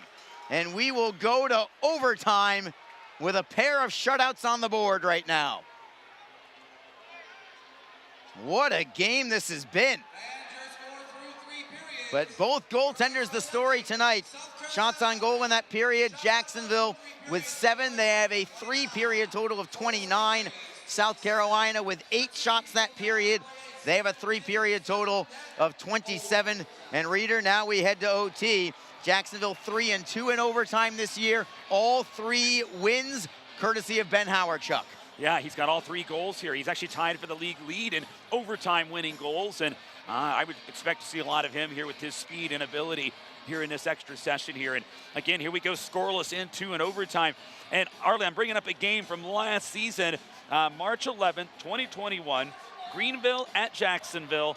This game actually was decided in a shootout, 1-0 win, but who was in goal for Greenville that night? It was Ryan Bednard, who made 26 saves. Both goaltenders, Charles Williams and Bednard, get credit for the shutout in this game. So, but again, it was decided in a shootout. So it was a wild game. Seems kind of similar type of game here, and largely because of the play of the goaltenders and certainly Ryan Bednard. Well, let's see if the open ice helps out the Icemen here in this 3-on-3 situation. I would give them the edge in speed maybe over any team that we've seen this year. Yeah. But the goaltending from both squads has been phenomenal. Jacksonville has Ben Howardchuk on the ice, no surprise there at center, with Brendan Harris, again, making his Iceman debut. Jacob Panetta is the blue liner, no surprise there. Jacksonville and head coach Nick Luco trying to beat the Stingrays with speed. Critical face-off at center ice, and the Icemen have it. Let's see if they can utilize this speed now. It is Howardchuk losing the handle, and the Stingrays get the steal. Courtnall, who has got a ton of speed of his own. His shot is deflected over the crossbar. Chernichin tries to play it away from Harris. What a move by Chernichin. He cuts towards goal. Cannot get the shot away, however. It goes behind the net. Kappelmaster is blasted. We've got a whistle and a stoppage. Kappelmaster is down on the play. Holding his head, his helmet is off. Jake Reardon comes after Kappelmaster, and the Icemen really want a piece of Andrew Chernichin, and we have seen this a time or two this season with South Carolina's captain. Yeah, he's been a little ornery here this season, and more so than usual. I know he plays with an edge himself. He's a competitor, but we've seen these types of shots. We've seen elbows and all that. Subban wants to go with some money. Panetta mocking him. Oh boy, Panetta. He got under Subban's skin there, and Subban dropped his gloves, and he got goaded into that by Panetta. And Subban continuing to take a couple of shots away. Oh, and then from behind, Nico Blatchman is on the ice. Nico Blatchman is on the ice. South Carolina has about 9 guys on the ice. The Icemen only have, I believe, 3 right now, and this is getting ugly. Now Blatchman trying to punch away at a man. That's Jacob Panetta, and the linesmen come in and separate. Nico Blatchman is going to get a multiple game suspension from this. It's taking all the effort of the 2 linesmen, Brady Fagan and Shane Gustafson, to get Nico Blatchman away. Subban is furious here and certainly did not like what Panetta had to say there. And this all started in the scrum. It's hard to believe this is a scoreless game in overtime, and the pot boiled over. You had players coming off the bench, Charlie. I mean, look how many red jerseys are out there right now. The Icemen still have 3 players, 4 players now with Panetta, and they're furious at Panetta. Everybody wants a piece of Jacob Panetta right now. Panetta heads to the locker room. It's a yard sale on the ice, sticks, gloves, helmets all over. Man. Escalated quickly, and this all started when you got Chernichin going hard to the net, but then laid out the Iceman goaltender. Now, I don't know if there was an initial penalty. There was not initially. Yeah, and that's when Panetta came in. He wanted to get after Chernichin, but man, oh man, did he get upset. The fact that he couldn't do anything because he was concerned that he was going to pick up a penalty of his own. Nobody wants to make that mistake.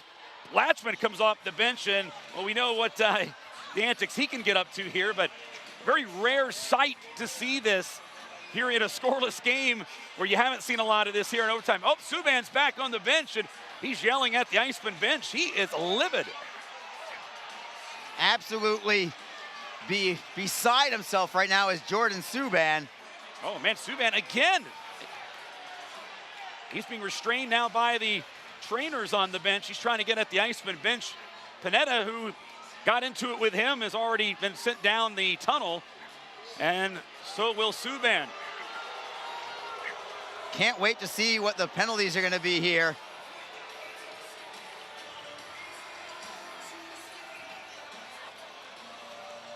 And so we're going to see what happens with all of this.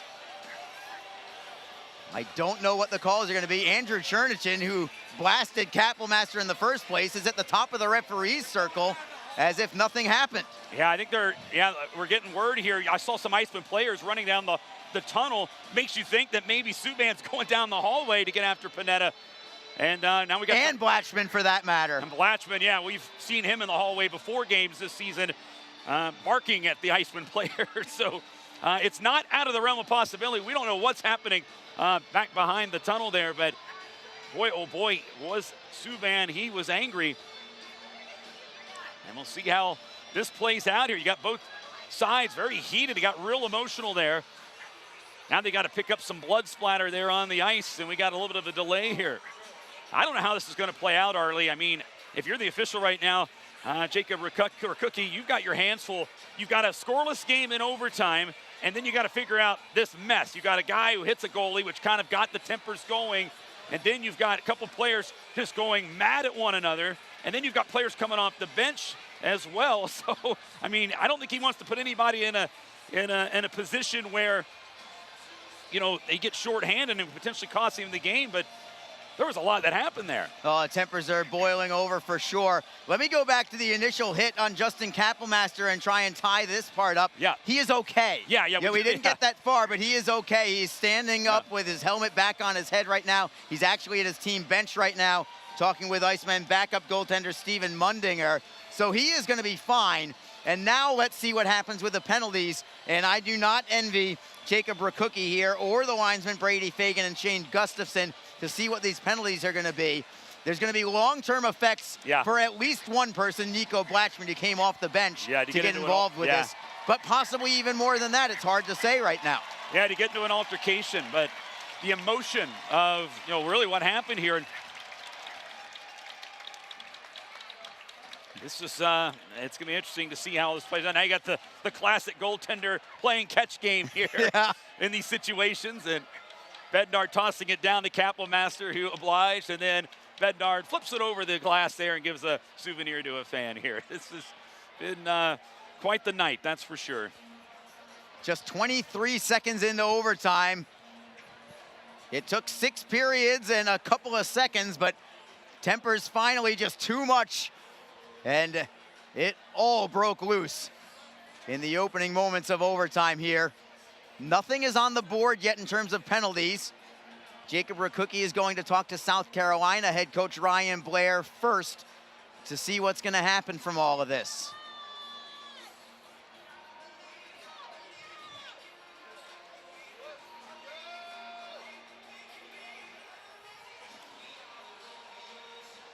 And yeah, I'm very curious about what may have happened beyond the benches, like you said, Reader. I don't know if anything did or not. Here's your penalties from Joe Massa. 22, Nico Blatchman. 5 minutes for fighting, a game misconduct, and a game misconduct for leaving the bench. To South Carolina, number 5, Jordan Subban. 2 minutes for unsportsmanlike conduct. 10-minute misconduct for continuation. To Jacksonville, number 15, Jacob Panetta. 5 minutes for fighting, a game misconduct for continuation, a game misconduct for a racial gesture, and a 2-minute unsportsmanlike conduct. Time of the penalties, 23 seconds. Once again, South Carolina, number 22, Nico Blatchman. Well, I hate to hear that. Yeah, you do. Yeah, you really do. And again, you know, we were wondering here, you know, looked down and then we looked away and you saw Subban. Boy, he was livid. I mean, he was trying to get after Jacob Panetta, and I mean, he was really, really mad. And then, of course, you know, we couldn't really figure out why. It was like, you know, and then you get that call there. So we'll see how this ends up playing out, not only here today. Obviously, right now, this game is going to be even here after all this, but the repercussions that can happen here after the game once all the sides are told here on this story. But very disappointing to see there in any situation. It is even strength on the ice, and yeah, I almost wish in a way that maybe it wasn't even necessarily announced, but now it's almost like the game is almost an afterthought after this. Yeah, no kidding. So we are back to hockey. It is overtime, and let's see what the Icemen can do. 0-0 in overtime. Zach Berzola skates it into the Stingray zone. Connor Moore steals the puck, and the Stingrays now have possession. You can tell it's almost like a quiet crowd now at this point. Connor Moore into the zone, dropping it for Lawton Courtnall, who loses to Ben Howardchuk. It is Howardchuk with plenty of speed through center ice. Remember, he just won the fastest skater competition at the All-Star Classic on Monday night here. Howardchuk tries to feed it for Berzola. South Carolina knocks it away, but it comes back into Jacksonville's end for Brendan Harris. Harris curls back behind his own net. He'll stop right there, and then Brink ran right into Kapelmaster. No call. Kapelmaster stayed on his feet there, as now it's Abbott Gerdukis over the blue line. Stops at the line and waits for help. Spinning away from a man. Can he try and get the puck free? No. South Carolina gets it back, only to lose it to the Icemen again. Joey Sides, snapshot, blocked in front. Sides gets it back on the right wing side. Sides, cross ice for Berzola. Tries to get it back to Sides. Berzola with a wrist shot, blocked in front. Man goes down in front as well. And then Sides gets thrown down, and a penalty comes on South Carolina. And then a slash at Joey Sides well after the whistle as well. This is getting absolutely ugly right now. Yeah, the emotions are sky high here at the moment. And I'll tell you what, man, this has been just heat. And we didn't have any of this, Arlie, during the entire 60 minutes. Get to overtime, and obviously the tempers have flared up here. And boy, the emotion is really high at the moment. And Brink, I think, just kind of let it get the best of him there. Just a little bit too over the top there in that situation and in this situation. So a power play for the Icemen in overtime here. 0 for 3 with a man advantage already. Remember, because it's overtime, it's going to be a 4-on-3 power play. So the Icemen get an extra man on the ice. And as of right now, look at this alignment here from head coach Nick Luco. 4 forwards on the ice. Wow. On a power play. But one of your guys that's been kind of a great power play producer here and kind of quarterbacking thing here lately is Jacob Panetta, and his services are done for the rest of the game. So right now, Nick Luco opting to go all offense here, all forwards, because you don't have Fortunato here. You don't have Panetta's services right now. So I think that's why he's going for it, and he's going for the win right now. And the Icemen do win the faceoff. It's Gerdukis for Brendan Harris. Harris is serving as your point man here for Jacksonville in the high slot. Moves it to the right side. Lodermeyer, seam pass. Gerdukis, forehand. Save made by Bednard. No rebound, but that was an excellent seam pass from Lodermeyer to Gerdukis. Tried to catch and release and tried to beat Bednard to the short side. He just couldn't beat him. Yeah, he couldn't beat him there. And again, it just didn't happen quickly enough. It was good puck movement. It was executed well. It just didn't happen quickly enough for Gerdukis to get the shot off and get one on that short side past Bednard's blocker. Same 4 stay on the ice for Jacksonville. Derek Lodermeyer on the faceoff. Draws to the right of Bednard. Still 1:44 to go on this faceoff. Jacksonville wins the draw. Harris at the blue line. To the right circle for Howardchuk. Harris gets it back. Now we'll try the left side. Gerdukis. Gerdukis switches places. Howardchuk at the right faceoff circle. Feeds it for Gerdukis. One-timer is blocked by South Carolina. And the Stingrays will play it out to center ice. Gerdukis tries to get the puck away from Holmstrom, and he does. It's Harris for Jacksonville, looking for Howardchuk into the zone. Harris with a one-timer, blasted it just wide. He's got a great shot at only 5'7", but what a one-timer that was. Now it's Howardchuk for Gerdukis. Cross ice, Harris, another one-timer. Score!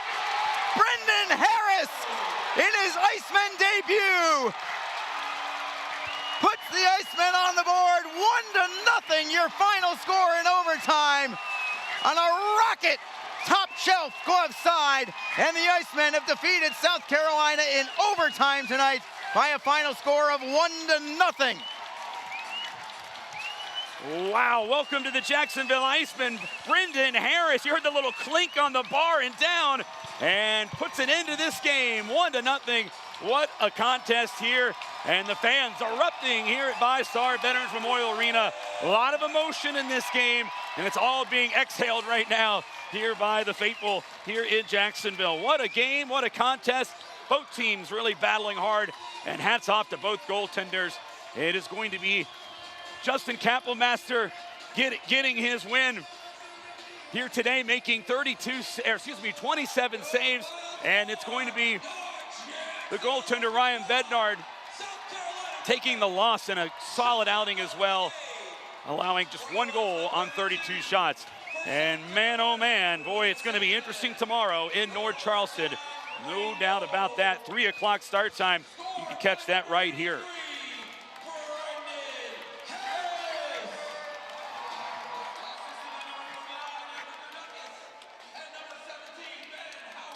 Yeah, Howard Chuck. First time we get a guy that, other than name Ben Howard Chuck, score a goal in overtime. He had the first 3, and then this time it's put in by the newcomer, Brendan Harris, who makes his Iceman debut in a dramatic fashion. But Ben Howard Chuck factoring in on the goal, getting an assist on that tally. So we'll see what the 3 stars are going to look at here. But I have a feeling both goaltenders are going to be involved here in this 3-star process, and deservedly so, as both teams here fought hard here today. And for South Carolina, they get a point, a much-needed point, and they deserved a point here in this game. It was enjoyable all the way throughout, a defensive stalemate, and this crowd who'd been waiting for so long.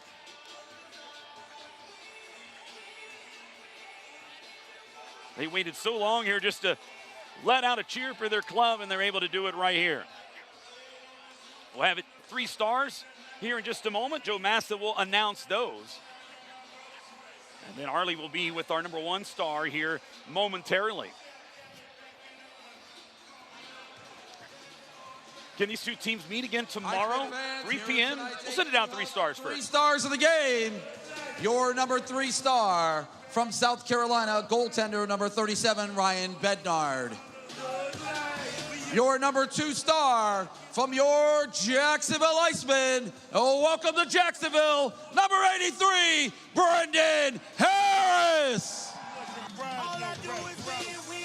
Brendan Harris, the game winner in overtime in his Iceman debut, acquired earlier this week from the Wheeling Nailers, and he put it home. Sealed this game here tonight, 1-0. And he's the number 2 star here this evening.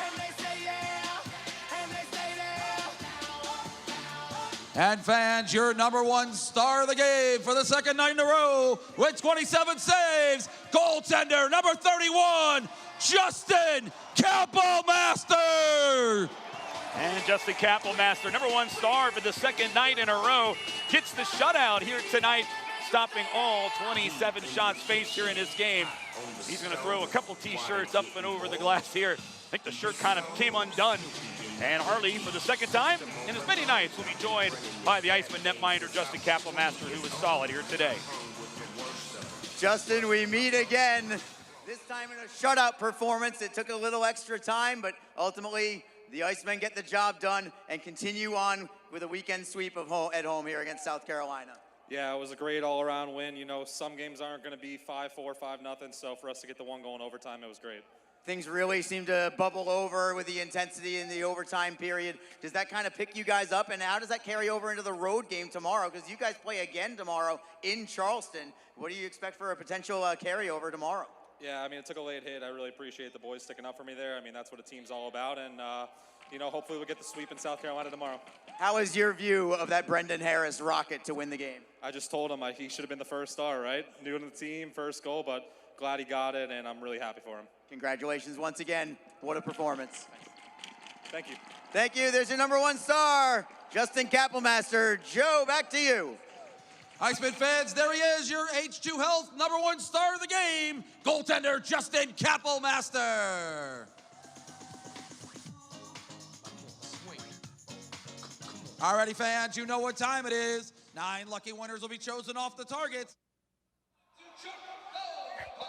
So the Icemen pick up the win here in a well-played hockey game by both teams here. And really, I mean, 2 1-goal affairs here in the last 2 nights. Not a lot of goals scored here on the weekend, but a much improved South Carolina team coming here today, and they get a point, but they fall short. The Icemen and the newcomer, Brendan Harris, with a rocket that clanked under the bar in. And overtime to send this crowd here going. This crowd was waiting for a while to let it all out. And unfortunately for South Carolina, despite their good effort, they don't get the win. But for the Icemen, fortunately, they do get it done. And they come away on top here by a 1-0 count. Ryan Bednard, he is tonight's number 3 star, despite an amazing effort here tonight. Amazing here by him. He stopped all 32 shots faced here in the hockey game, and he's the number 3 star, as you heard there. Number 2 star obviously went to the guy that had the game winner. Could have given him credit for number 1.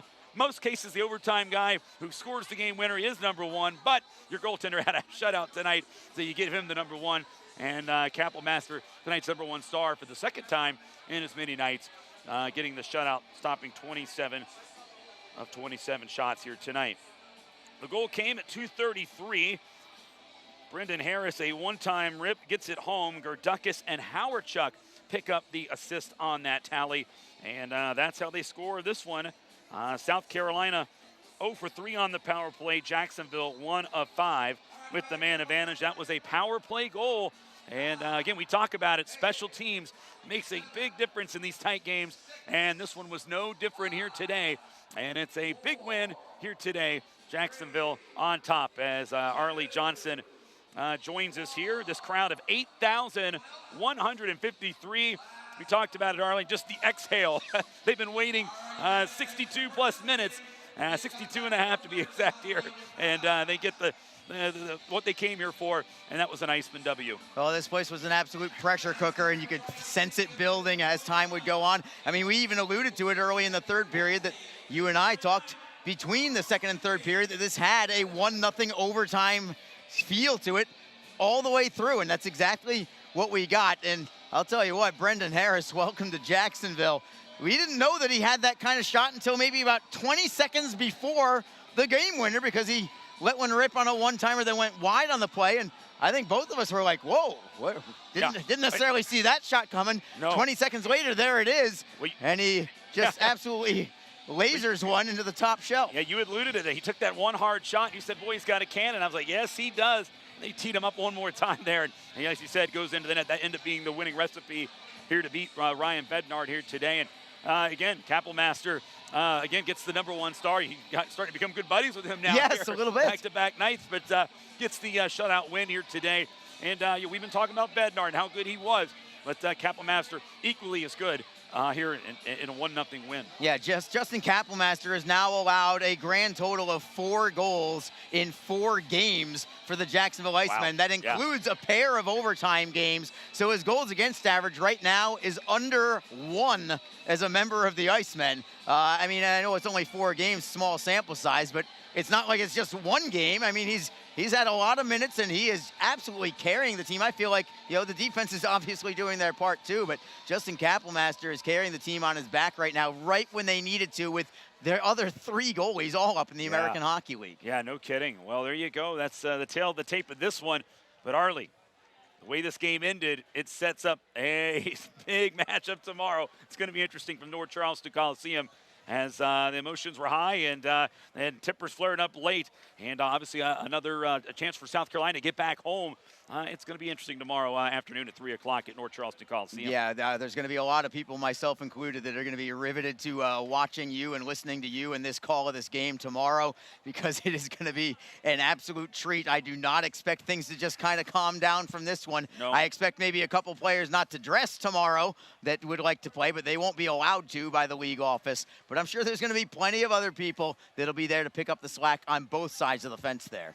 Yeah, well, we'll see how it plays out here. Again, 3 o'clock start time at the North Charleston Coliseum tomorrow. And you can catch that game here on Mixler and on flowhockey.tv. Arlie, the other thing here, when you look at this is the last home game for quite some time. Yes. So what a treat it was for everybody. But I think February 9th is the next time the Icemen are back here at the Veterans Memorial Arena. But they're going to hit the road. This is going to be a crucial stretch for this club because they got trips to South Carolina tomorrow, 2 games at Atlanta next week, and then they'll head out west, take on Idaho and Utah for a pair games there and it's going to be a big stretch for them. Yeah, definitely. It will be crucial for Jacksonville, but let's take the victory and 2 more points tonight. Jacksonville now 22-9, 2-1, 47 points on the season. They maintain a 1-point advantage over Florida in the standings. The Everblades with a comeback victory tonight, defeating Atlanta 3-2 in regulation, so at least Atlanta does not come away with anything. That's about the only consolation prize out of that. But the Icemen stay in first place as they travel to Charleston tomorrow. Everybody, you can catch Alex Reed on the broadcast tomorrow at 3 o'clock from North Charleston, South Carolina. It's going to be one that I don't think you're going to want to miss this one tomorrow as the Icemen and Stingrays finish off a 3-game series in 3 nights. Thank you to Gemstone Media, as always. Of course, our off-ice officials led by Kate Truslow. And Alex, for you, thank you so much. Can't wait to hear you tomorrow. For everybody else involved, this is Arlie Johnson saying good night. Once more, your final score tonight in OT. Jacksonville 1, South Carolina 0. This is Arlie Johnson saying good night. What a wonderful night for hockey this was.